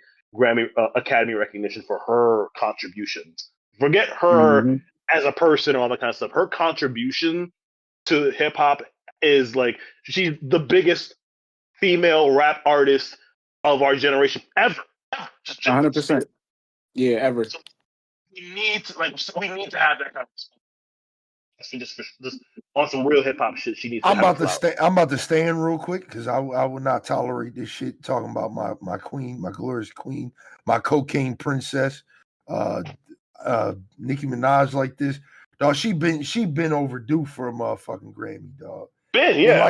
I think Nicki's gonna go down as one of those artists that, like, I mean, in like maybe like 20 years or so, like they're gonna be dick riding like they about to do with Lil Wayne in a couple years, man. Because the Lil Wayne hate I've been seeing on Twitter and Instagram and everything is crazy, man. It's not hate, bro. It's crazy. Real shit. It's real shit. It's crazy, man. It really is real shit. Yeah, Lil Wayne can't perform no more. I mean, I'm not even talking about that, but it's like everything else, bro. It's everything else, dog. Okay. It's everything else. Like, people just forgot, like, this man. People really forgot. Like, I meant to send this to you too, Warren. We'll talk about it here on the podcast because we're done with the Grammys now. Grammys. Huh? I do want a moment to speak about Doechii a little bit, though. All right, go ahead. In an era right now where we've kind of like, it's in previous episodes where we've expressed that we've kind of gotten tired of the quote unquote pussy raps of the modern female hip MC. Doechii is a breath of fresh air. Doechii gives you something different. Doechii is like, I know I mentioned like Missy Elliott. She gives you everything. She gives you bits of Nicki. She gives you bits of Lauryn. She gives you bits of fucking Doja. She gives you everything. The level of creativity in her artistry is just so mesmerizing that you just kind of have to be like, yo, she is next up, and I cannot wait for what's to come with her, because honestly, I will stick with this point. She herself had looked at this project as a mixtape. This wasn't the finished product of what's to come with this artist. So, like, yeah, what's going to come is probably going to be greater than what we've seen so far. And we've seen so far is, honestly, I love this project. All right, the songs are kind of short, but like, again, that's just byproduct of what this was supposed to be marketed as, a mixtape. But it exceeded like many of the expectations.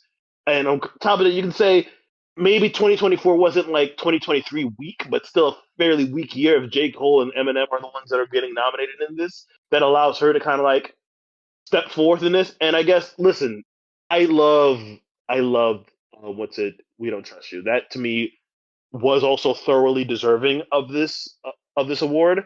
But I'm not mad that Doechii won it, because at the end of the day, artistry and creativity speaks volumes. And as much as I loved the Future album sonically, it didn't give me anything different from what I've come to expect from Future. And I don't want to penalize him for that. And yes, that project has the prime mover of such a cultural, phenomenon that ended up being what we saw with Kendrick Lamar. Sure, but like for evaluating the project on its own merits, it kind of is like, it's almost no different from what we'd expect in anything else. Doechii gave me something different. Doechii was just, like I said, everything. Okay, so you probably do have to be in the kind of mood, but it's also like you're evaluating it for its artistry, not just, the bops and everything. The bops are like, there are songs on there that I like and everything like that, but you just like the different flows and pockets that she assumes, the singing, she's all the things. And that's just like, yo, we're going to be dealing with this tour de force for quite some time if she keeps at it at this race. And on top of that, she's a TDE artist, so we're only going to get good things from her from this point forward. All right, they don't give us mid for the most part. Yeah, man, I agree. I think, I've been tired of the pussy raps. I mean, even though, like, no bullshit, like girls like Glorilla, like we talked about how much we like Glorilla's album, her project. I kind of fucked with Lotto's project. She definitely is a breath of fresh air, man. So I'll definitely keep my eye out for the next project by her, man. But we stand with Nicki, dog. Shout out Nicki, man. We stand for that, dog. We stand for that, man. The Pink Print should have won a Grammy. 100%. The Pink Print is by far probably Nicki's best album, dog. Like that was like if she was to retire, that was a great album to retire on, dog. Like yeah, that's her Thriller. Yeah, like because everything after that was not all that, man. Even though Pink Friday 2 is like okay, but that shit died out really fast. That's because people shitted on it from the rip. Yeah, I mean, the problem with that project, I think that it had was that it didn't have any like definitive, like, and again, this goes to the conversation. I don't know if y'all seen that I had in the group chat the other day. I feel like the album rollout was just like really, really, really bad, man, for that album, dog. So it's like when the album finally dropped, it was just like we had the lead single, which was a really good song that I think it went number one. Yeah, and then just like all these other songs, they just didn't really even feel like a Nicki Minaj song. It felt like somebody else had it. It was like, yo, I'll give it to you, and now you have it. And you do your thing on it. Even though we know this to be somewhat true because we heard that the song where her and Drake was on Drake's album, and then Drake gave it to her. So I don't know. The album just felt like a lot of throwaways and a lot of misses, and even like I heard with the Future song on that joint, like that shit was like a couple years old, man. Like that shit is, Like yeah, it just felt like she didn't have the material ready, and she wasn't actively working on this project as much as she probably should have been, man. And I think that says a lot about an artist too, as well, man. Like, we talked about it in the group chat, like with Chromacopia, Tyler the Creator's album, the rollout was really good for that. Like the things he did, the creativeness behind it, a lot of artists these days lack that, man. Especially bigger artists because they feel like their name just carries so much weight. Like Beyonce could just drop an album today and it's gonna do numbers just based off of her name. But it's like at the end of the day, like, and this might be a super hot take, and I know the Beehive would be ready to kill me saying this. It's like it kind of like depletes the value of your album. I have no connection to your music after it's all said and done. Like once the hype dies down, once the energy is gone, like I'm going to take my 2 or 3 favorite songs from the album and I'm probably never going to go back to it again. That's why I think an album rollout is really important. Like it helps you build an understanding of what is going on here with the music, where I'm at sonically, what I'm trying to push, the vibe I'm trying to go with, everything. It lets the listener kind of get that under the hood approach to the album. So we kind of have, again, like we're talking about parasocial experiences, we have that parasocial experience with the artist and their music. You know what I mean? Instead of being super mysterious like a Playboy Cardi or something, where it just, I feel like it just doesn't work. You know what I mean? Like that, all that mysterious, like weird shit. Like even Drake does it, and I hate that shit. Like it'll be a Wednesday night, and he's just like, I have an album coming out Friday.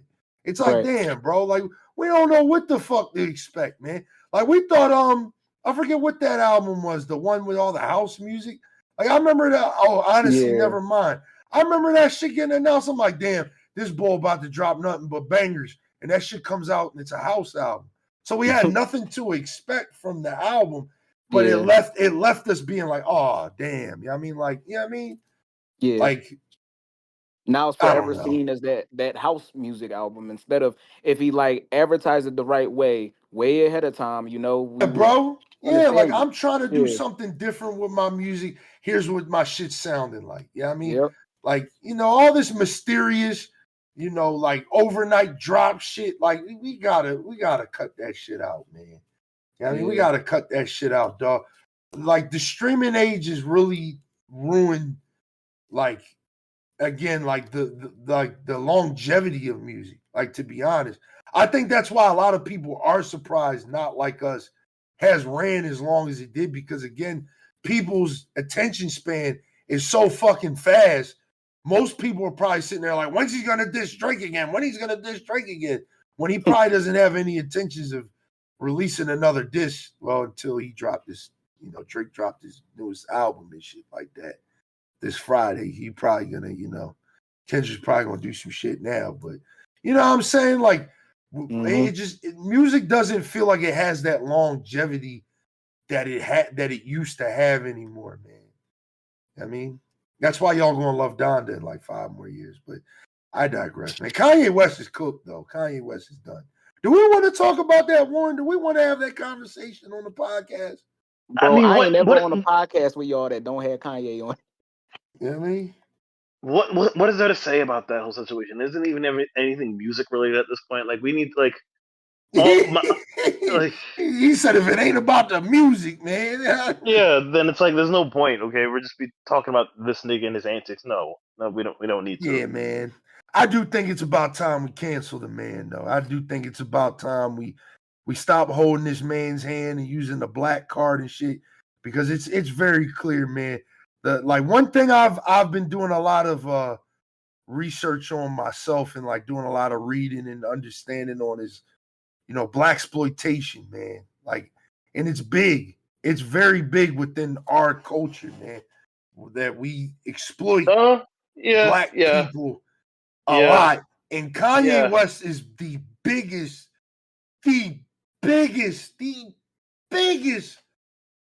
person that uses that shit, dog. I think we need to start holding him accountable instead of trying to find an excuse for him. Try to use here's a manic episode, all this shit. He's a grown man. He's an adult. We need to start holding that man accountable and stop letting this man shit on black people so much. And then be like, but he said George Bush doesn't care about black people. You know what I mean? Right. Derek, what's up, man? If he drops an album tomorrow, you listening to it? I'm listening to it. It's like, nah, I'm not listening to that. He's cooked, bro. After listening to Vultures too, I understand now, man. I understand now. He's cooked, dog. That Kanye West will never be. Donda was the last good album, dog. It's the last good album, dog. It was the last good joint, man. I'm sorry, man. As much as I like Carnival, as much as there's like good music on both Vultures 1 and Vultures 2, him being the GOAT that he was, he's gone, dog. He's gone.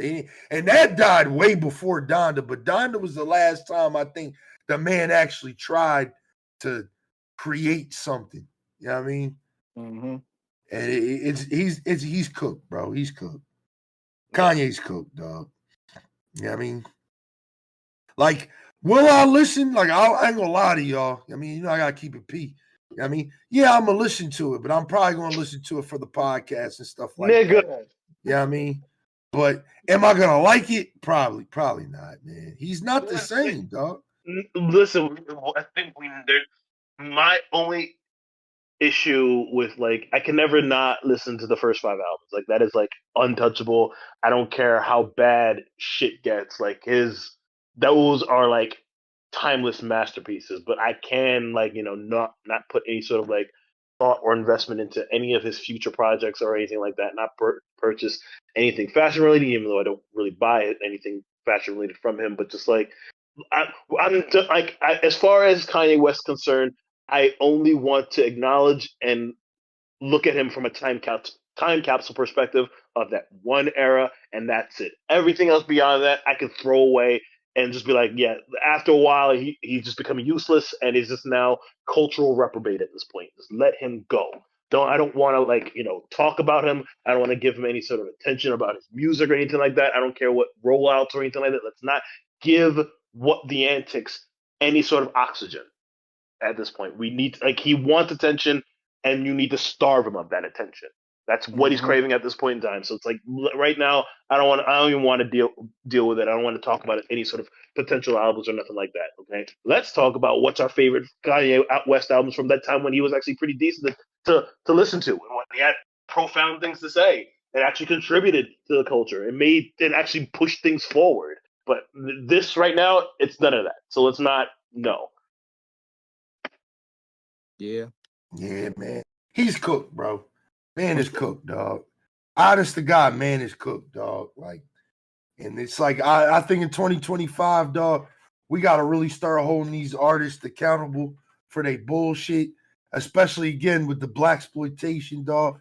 We got to stop letting these people do all this bliggity black shit and then turn around and just shit on black people the first chance they get, dog. Right. We gotta entirely cut the heads off of them motherfuckers, dog. I'm talking about entirely, dog. Yeah, I mean, I think that's the most damaging thing. Like, not to get political, I think that's the most damaging thing to the black race, dog. You've seen enough 20. You've seen a number of 20v1 videos, and you're like, this needs to stop. Yeah, man, nah, man, like this needs dog, like dog, blaxploitation is killing the average black man, dog. It is killing us, dog. It's literally. I'm not trying to sound like Dr. Umar. I'm not trying to be funny. I'm dead serious, dog. I'm dead serious. The blaxploitation needs to stop, dog. I think it needs to stop, dog. What's that? I think that is a broader conversation that you could probably have on your podcast and whatnot. And I think it's deeper than blaxploitation itself. And we can probably talk about this off air because I just still need to like give you that gift that I gave pretty much to Bird and everybody else and whatnot. So like in due time, I think this will be worthy of a conversation that I think you can extend to your broader audience. Don't touch my heart, by the way, Warren. I'm just saying. I love you, dog. Love you too, dog. Yeah, man. So let's get into the last part of the podcast then, man. Let's run it down, man. The albums of last year. Y'all thought we forgot, man. Last year was how do we feel about music last year? Like in general. I think anything that was like that was not 2023 was kind of seen as an upgrade. I think in the grand scheme of things, like sure, it wasn't all that, but I mean, it was. Listen, 2023 was just so dead that like some semblance of the music having a pulse was good enough for me. I'm satisfied, okay? But I want to see a gradual progression to where we're actually seeing much more contentious conversations about was this album better than that album? Like, this one was great, but also that one was great, and so on and so forth. We can't just like rely upon like superstars coming out and giving us the one thing that we're going to turn to just because of their name alone. We need more, pieces of art that are actually going to be more provocative. Mm-hmm. Yeah, man. Yeah, I thought this year was a very pivotal year for especially hip hop with all the beef shit. I think, like, again, reiterate what I said earlier. We ate, I mean, as hip hop fans, but even in the pop genre, like there's a lot of good pop albums. R&B really shined this year, like really shined for me this year. I listened to a lot of R&B this year, so let's get into it, y'all. Y'all ready, man? Like let's now Bird is gonna be the only one that's kind of got an excuse with this shit, all right? Because Bird got put on the spot today. So if he doesn't have a 5, or if it takes him a second to think of his 5, we'll give him that time. We'll give him that grace. But Warren, I'm gonna pass it to you. Give us your number 5 pick for the album of the year. Why, and give it a rating. You know what I mean? Okay, I want to give honorable mention to Electric Honey by Tannerell. All right. That's a phenomenal R&B album. Again, among those artists you may not have heard of, but like when you listen to her, oh my goodness, it is. Are we just, talking R&B and hip hop? Yeah, this just is general, albums yeah. in general. Oh, Yeah, this okay. albums in general. Yeah, make it a little easier for you. Yeah. Number 5, I'll go with what's it? Is it Dark Days? It's called the Vince Staples album. What? Yeah, That really I is didn't your know he dropped man's, anything dog. this That's year. really your man's. I'm still on the fact that literally you almost inadvertently made him my man. That's your man's, dog. I was about to say Warren, the only nigga I know that be holding this nigga up for real. Like That's probably Derek's fault too. Derek, Hey, man. like Derek was like that. I thought that was your man. I never mentioned Vince Staples' name once in any of our conversations. Then just because of that, I was like, okay, I'm gonna check this guy out, and I fuck with it. Listen, I fuck with him. Number 4. Hold up. We're gonna do your 5, my 5, his 5, and we're gonna do it like that. I mean, we're gonna work our way down. Mm-hmm. I mean, so I'm gonna give y'all my 5 real quick. Give Bert a little bit more time, right? Honorable shout out, super honorable shout out to my boy. Just lost his fucking name, dog. Damn, must not be my boy then. Yeah. I just lost his fucking name like a motherfucker. Denzel Curry. Shout out Denzel Curry for his album. His album was amazing. King of the Mischievous South. I loved it. Love that album. It barely made the list because I really had to think, like, there was a lot of projects this year that came out that I do feel like, even though I told y'all earlier in the year, like, this was probably like, going to be in my top 3 for the year. Unfortunately, it didn't even make the top 5. What is going to be my number 5 spot is going to be American Dream by 21 Savage, dog. Mm-hmm. I mean, that was a really good album. Carried me through the cold, harsh winter, because the winter months kind of sucked this year. I'm not going to lie. There wasn't a lot of music coming out. And I really thought that was a standout project. I liked a lot of songs on it. It's like a strong 8.5 to me. I just like to see 21 like boss up and glow up the way he's been doing, and that's exactly what he's been doing, man. Like, he's continuing to just change his sound and show people, hey, I can rap a little bit, man. Also, another honorable shout out to J. Cole's album. As much as I don't think it was Grammy worthy, it was a cool project and something to listen to, but it did not make the cut. I mean, so yeah. Bird, what's your number 5 pick? How do you feel about it, and what do you rate it, man? All right, so my number 5 pick is gonna go to Griff. Griff is a pop artist from London, half Chinese, half Jamaican. She makes all of her music. She gets on the instruments. She can sing her ass off. Her album like was crazy vocally. Y'all probably heard a couple of her songs and y'all probably don't even know it. I know she did like the Christmas jingle for Target this year and stuff like that. I'm excited to see where she goes. She's been out a few years. So yeah, like I said, y'all probably heard a couple of her songs and stuff like that. But I was just like taken away with her song Last Night's Mascara. Bruh, she sung her ass off. The lyrics was deep as hell. And she's super young in the game. So for that, she instantly became one of my favorite singers on the planet just by getting that display of what she could do and all that. So yeah, number 5, Griff, Vertigo. Nice, man. I like all of our answers because they're very different, man. Very different. Let's get into this number 4, Warren. What you got for us? Before I get to number 4, another honorable mention. I want to give an honorable mention to Schoolboy Q for Blue Lips. It was a good output for the year, for honestly, from him as well. I mean, Schoolboy Q always is good for a solid album. I'll give him that. Maybe like not something that's going to be worth much critical acclaim, but it is always going to be an enjoyable listen for sure.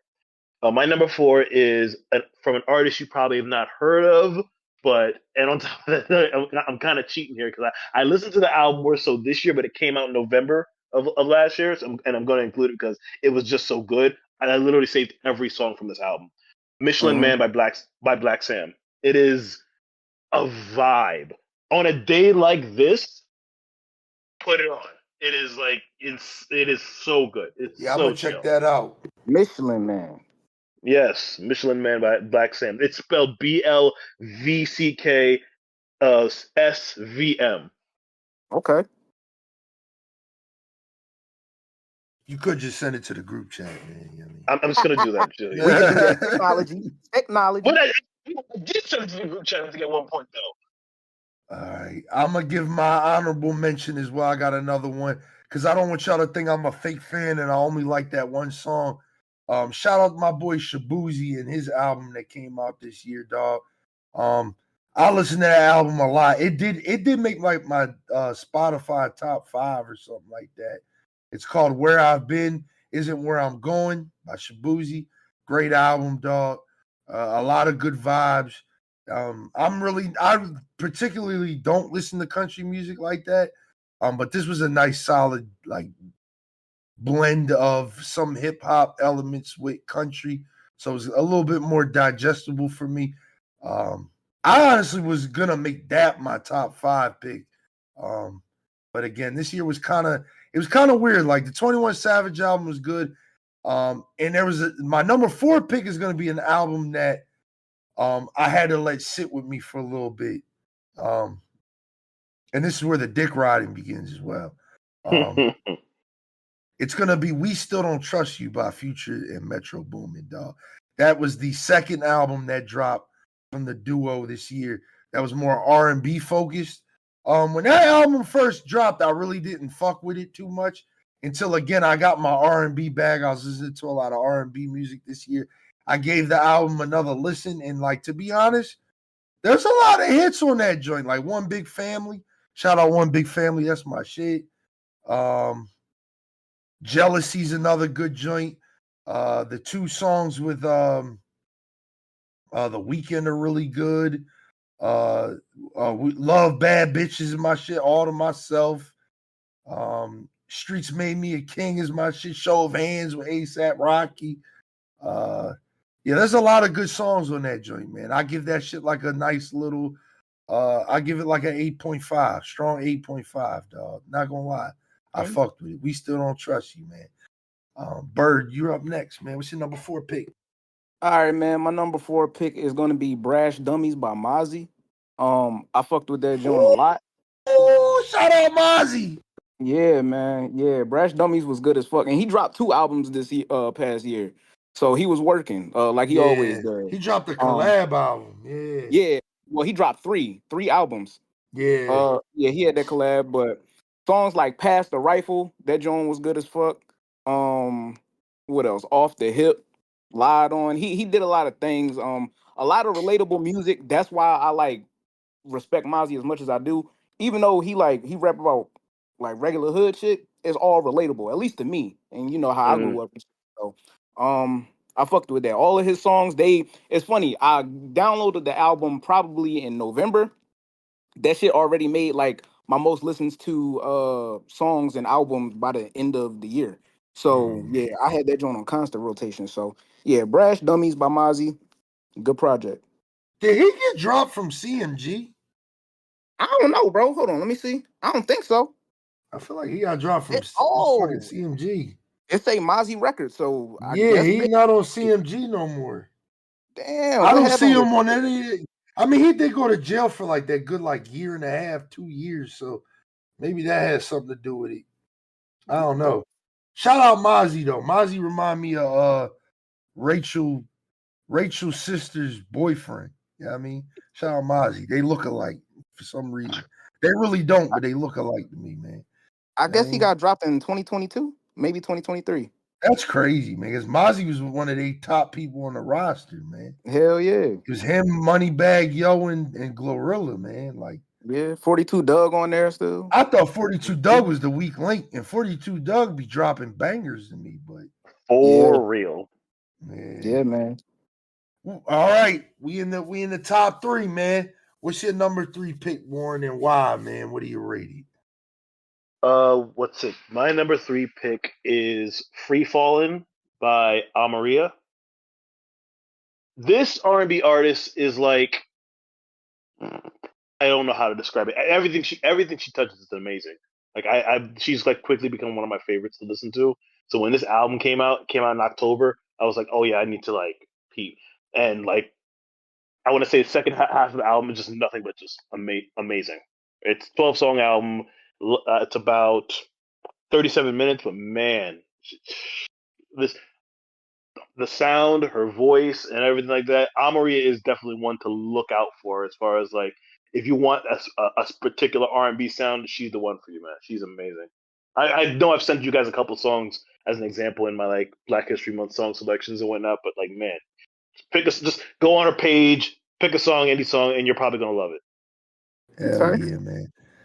Hell fucking yeah, dog. All right. Okay, so here's where the dick riding begins, man. Let's get it, man. Let's get it. My number 3 pick, G and X, man. G and X is there, dog. I'm putting it there, man. I'm putting it there. G and X to me, like I said, y'all be thinking I'm a Kendrick hater. I just hate y'all stands. I could not stand y'all niggas. But this project was something I really appreciated y'all standing on because it was a really good album. Really good album. I don't know why Drake fans try to deny its greatness as much as they did. Like, this album was really good. And maybe that's just a me thing too, because I really do like when artists talk their shit. You know what I mean? And like, that's all he did this album was talk his shit. You know what I mean? He was really gooned up, man. He's really G'd up on this album, man. He's really trying to squabble with a nigga. You know what I mean? So I fucked with it, man. I really fucked with this album. It still, to me, has a strong 9 on it. I'm feeling like a strong 9 still. Whacked Out Murals is still the best song of the album to me. You know what I mean? Because he was talking that shit on that joint. So G and X is number 3. So y'all already know what my number 2 picks are going to be, man. And I'll explain why when we get there. But Bird, what's your number 3 and why? And what do you rate it? Number 3, I mean, I doubt anybody else gonna put it in their top 5, but I thoroughly enjoyed it just because I appreciate like how he goes about making his albums because it's like kind of consistent. Not in like a how we was talking about Chris Brown way, but it feel like it's always like a little notch above. I'm gonna go with T Grizzly Post Traumatic. I thought that joint was pretty damn good. Yeah, man. Yeah, I thought Okay. that joint was pretty damn good. Swear to God on there was pretty dope. Pop shit with Baby Grizzly was dope, and of course, Blow for Blow with J. Cole. I thought that T Grizzly he really was trying to step his game up. His previous Yeah, man. project, yeah, his previous projects was good. He definitely had some bangers, but yeah, he just been doing his thing. I fucked with it. Post Dramatic. That joint made my top 5 as far as like most listened to songs. I think Pop shit was up there. Situation shit with Mariah the Scientist was on there. He been doing his thing, man. So it was good. It was good. Yeah, man. Yeah, man. You put me on that joint. I'm about to listen to that. I forgot about that album. Yeah, I I ain't sorry literally with forgot Honcho. about that joint. I ain't Yeah. sorry with Honcho. That joint a banger. Yeah, T Grizzly come with bangers low key. It ain't like first day out because that's where everybody always gonna. Oh, T Grizzly first day out. He only got one song. No, he got songs, my nigga. Y'all just gotta like Yeah. give him a damn chance. Yeah, So man. yeah. I'm gonna I will say, also give one honorable mention because it didn't make my list. I'll give it at the end. I give it at the end because I feel like I need to give that honorable I mention. will say, I fuck like T Grizzly, and Bird. I'm glad you put me on the Sada Baby and whatnot. Like that Detroit Yeah, sound I'm fucking with it, dog. It's like it's up there for yeah, me. yeah, man. Hell yeah, Can't knock man. it. All right, Warren. We in the top 2, man. Give us your number 2 and why, man. Now, if I have a feeling I know what your number 2 is. I have a feeling. I might. Okay, so like 2 points I want to make. Well, one's an honorable mention and one like in relation to like this list. I'm just gonna make the one in relation to this list. GNX is not on my list because that's de facto the best album of the year. Okay, that Right, is my opinion. right. Same. It's like one of the albums. GNX. And I want to give another honorable mention to honestly a guy we just mentioned earlier, 42 Doug. Forever Us, Never Them was actually a pretty good album from him coming back from like his stint in jail and whatnot. He came back and was listen. You can't tell me you ain't listened to NPL with him and what's her face Sexy Red and was like, yeah, this isn't it. That song was hard. Yeah, man, that boy make bangers, dog. Yeah, so I for real, fuck with 42 Doug. Fuck with 42 Doug. So like, but ultimately, my number 2 goes to Alligator Bites Never Heal, Doechii. Okay. I've already sung it. I've already seen it. That's good shit, man. That's good shit. All right, let the dick riding begin, man. My number 2 pick, man. And y'all gonna hate me for my number 1 and number 2, but honorable mention goes out to Chromacopia. You know what I mean? Chromacopia was another joint that was like, if I had to, because I gave y'all 3 really good albums, I would probably put Chromacopia as number 6. I would put Shabuzi's album as number 7, and then whatever I forget what that first one. My boy Denzel Curry's joint at number 8. You know what I mean? But my number 2 album is going to go to We Don't Trust You by Future, man. Future ran this fucking year. He ran this fucking year, dog. Without Future, we would not have Not Like Us. We would not have GNX. You know what I mean? Everybody talking about some thank Drake. Please thank Future, dog. Thank Future and his hate for Drake fucking his girl to make 2 back-to-back albums to diss that nigga, man. Or so people say. You know what I mean, he denies all those allegations that, he got a problem with Drake. I mean, and all that shit. But, I mean, shout out, We Don't Trust You, man. That was a really good album. Still one of the stronger albums of the year. Even though, it's not number 1 for reasons y'all will see very soon. I mean, I think I'm gonna get a lot of hate for this number 1 pick, but I'm ready to stand on it. I'm ready to stand. I have a feeling when I know you're number 1 down. I'm ready to stand 10 toes down on this joint, man. I'm ready to. Yo, I'm not folding, nigga. I'm not folding. So yeah, my number 2 pick is We Don't Trust You by Future. I think it's still like a 9.5, dog. Maybe a 9. Because the listenability or of the album is kind of dropped down a lot to me. Like a lot of the songs like GTA and all them joints, they kind of ass. A Little Baby joint kind of ass. You know what I mean? Like in hindsight, like they was good when they first came out, but like that still get play. Young Like Metro still get play. Hard. Ice Attack still gets play. Type shit kind of died down for me, man. Everyday Hustle. Yeah, I don't like that joint no more. Cinderella kind of died down for me. I think the strongest song on the album still is probably like Ice Attack and Young Metro, man. Because just the way Young Metro start just is crazy to me, man. Young Metro. That's my shit, dog. That all go crazy, dog. Diana, the Princess Diamonds, Diana Princess Diamonds is still my shit. That joint still go hard. Fried, I still play Fried to this day. That was in my top 5 songs of the year. Shout out Fried, that joint good. Good album, dog. Like a 9. I give it a 9. What's your number 2 pick, Bird? And why? And what do you rate it? Number 2, I'm going the R&B route. I'm gonna go with Sincere by Khalid. Like I said, Khalid, I feel like they always gonna put him in like a pop realm and all that, because one of his biggest songs was, of course, 1-800 with Logic and shit like that. But nah, that motherfucker, his albums be hitting. It's definitely what I be looking for in R&B. This joint, and especially the deluxe version, they had good songs like "Make It Up to You" with Ira Star. I love Ira Star.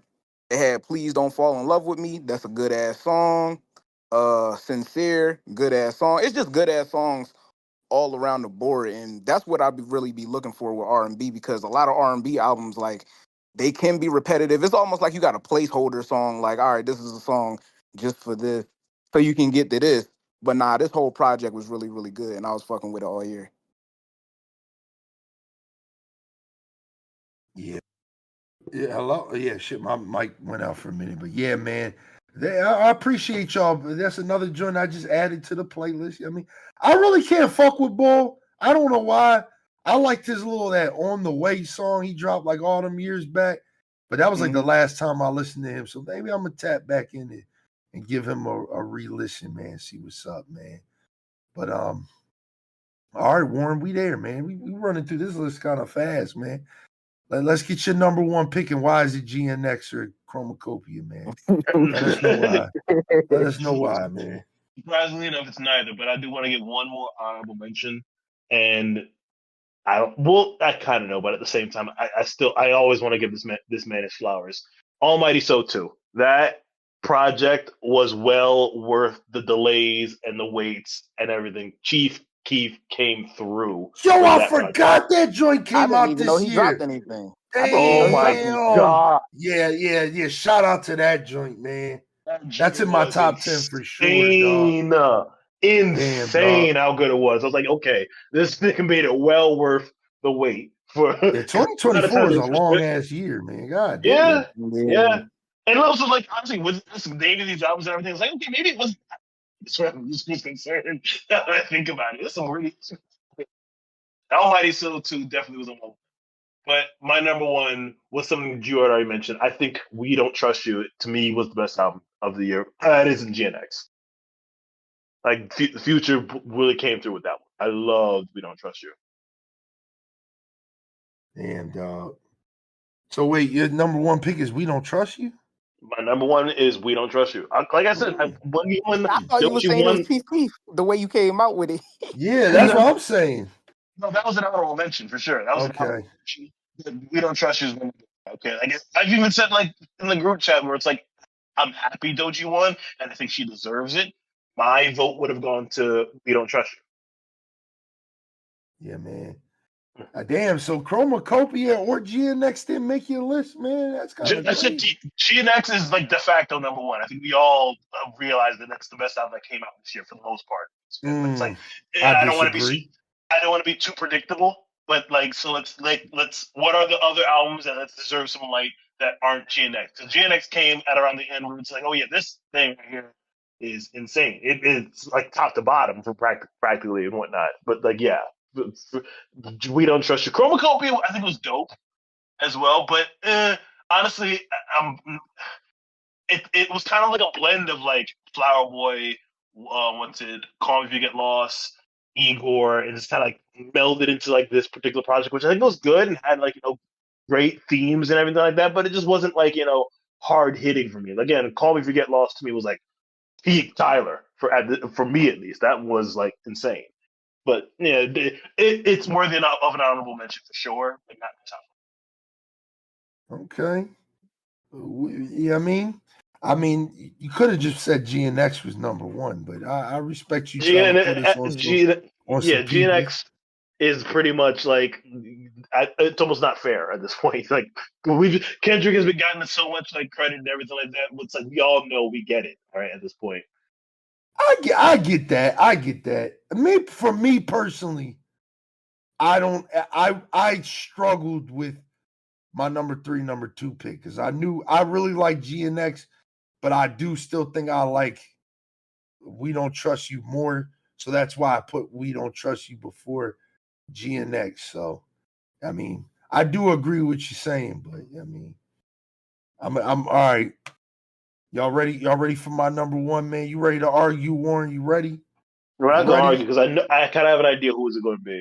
Who's it going to be then? Is it your man's? Whose man? Your man's. Which one? Your man Shabuzi.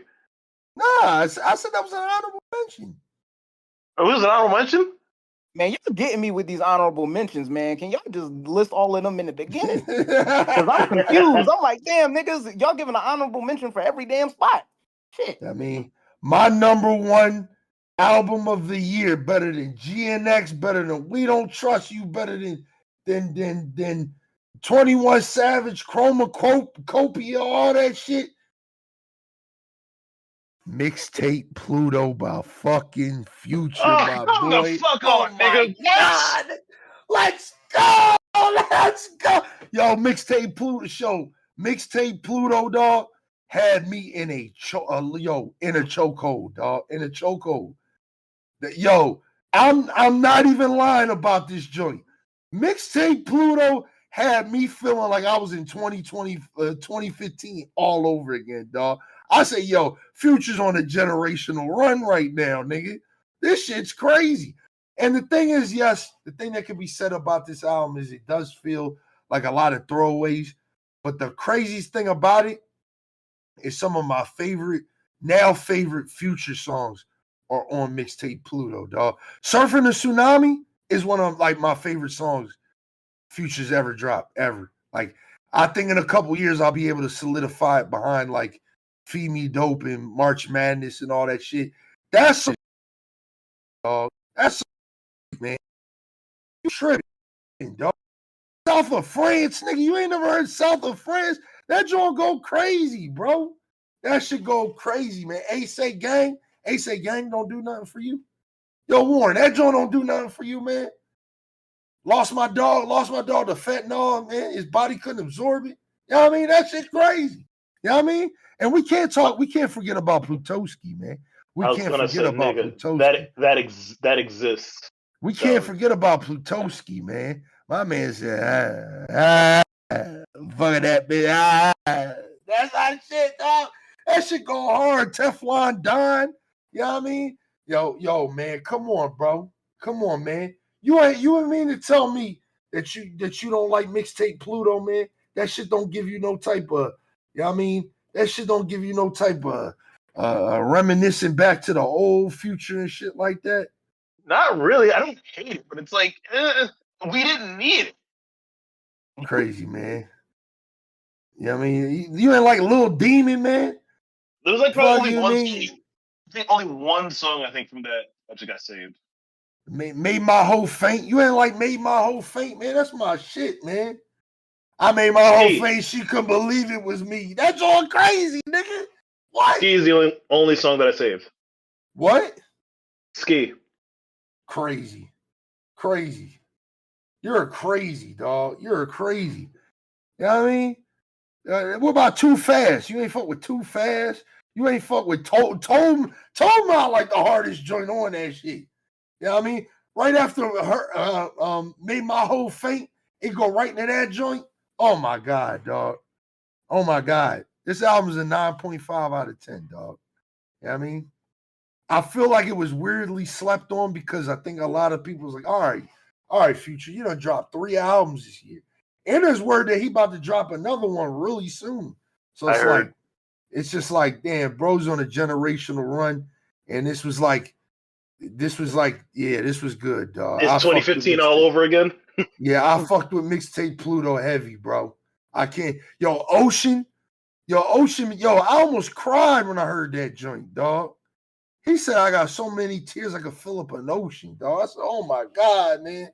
Oh my God, dog. That's my favorite album of the year, dog. Hands down, dog.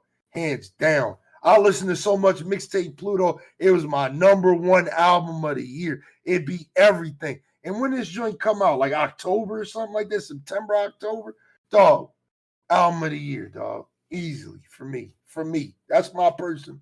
I know the GNX fans, the Kendrick fans not going to understand it, but I mean, Future need a Super Bowl. He need a halftime show, man. Make that shit happen. You know what I mean? Honestly, I wouldn't be against that. Man, I wouldn't be against it neither. Man. I might have to pull up to that Super Bowl. You think they'll ever have a Super Bowl in Philly, man? I don't see why not. They did WrestleMania in Philly, so they could do a Super Bowl. But realistically, I don't know. Yeah. Like I don't know how often. Especially not at the world scene, how Philly acts when they win something. I don't know. Yeah, man. I don't know, man. All right, Bird. Wrap it up for us, man. What's your #1 pick? Why and what do you rate it?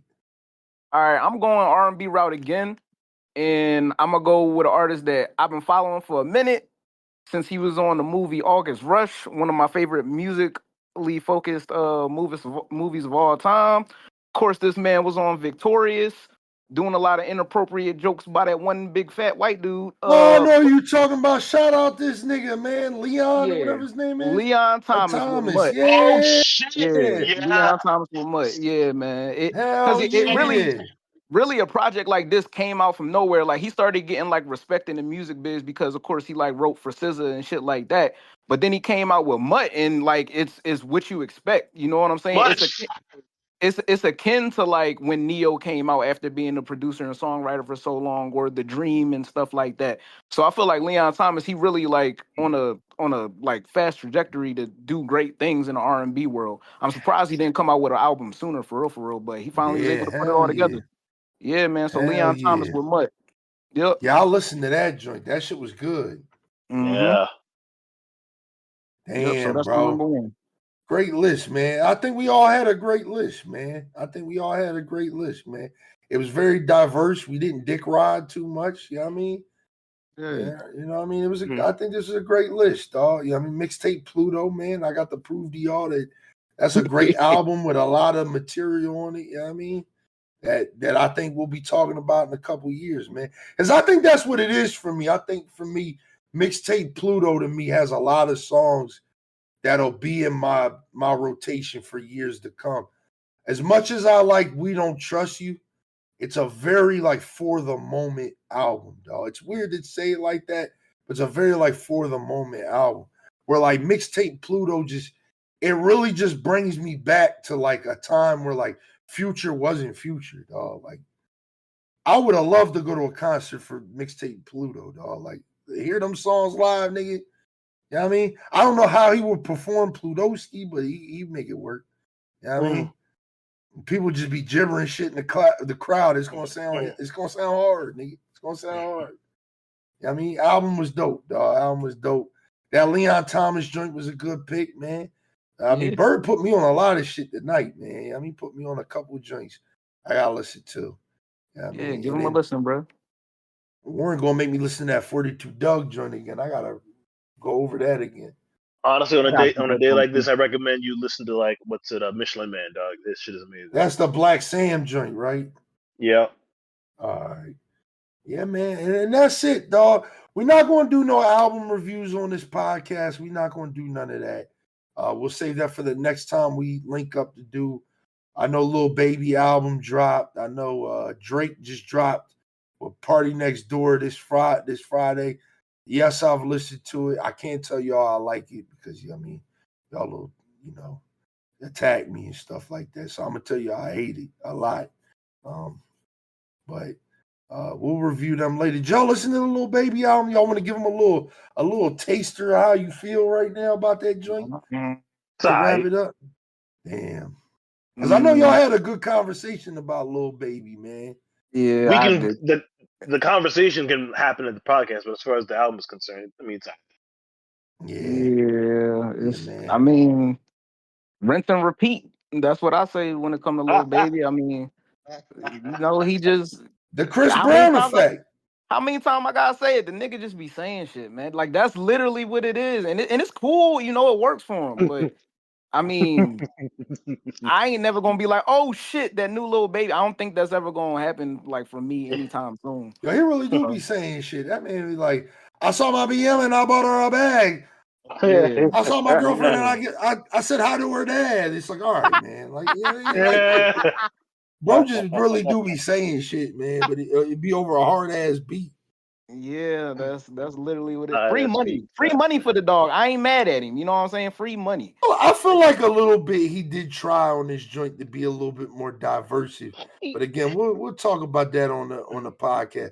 Did I really like this album too much? We'll talk about it on the next one, man. Whenever we get to recording that one. But yeah, I mean, that'll be sometime soon. Because the next episode I gotta give y'all.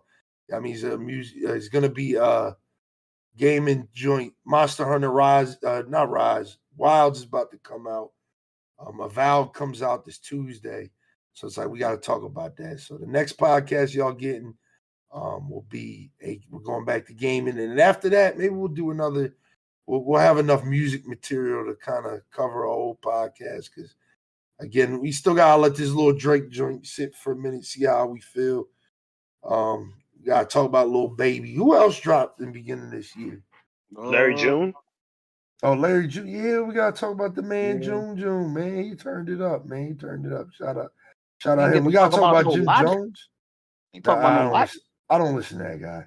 That nigga snapped on his last album, bro. I'm just saying. I don't listen to that guy. Listen to that guy. ESTG dropped. You know what I mean? That joint was hard. That joint was hard. Yeah, I mean, he dropped. You know what I mean? Fucking That Central C dropped. Central C dropped. You know what I mean? Jim Jones dropped, man. He dropped the hardest song of the year so far. That shit still in Harlem. Yo, New York is not a real place, dog. I heard that joint. I was like, yo, New York is not a real place, dog. New York is like some fucking Kingdom Hearts type shit, man. Like, you need the Keyblade to go to that joint, dog. Like, that shit crazy, man. Hollow Bastion ass place, dog. God damn. That shit crazy. But yeah, we'll save that off for the last music podcast. That's my closing statement for y'all, man. Do you guys got anything y'all want to say before we wrap this joint up, man? Happy Black History Month, y'all. Yeah, man. Happy Black History Month, dog. Yeah, y'all be safe out here. You know what I'm saying? Derek, thanks for having me back on. I know I ain't been on in a minute, but good times, good vibes.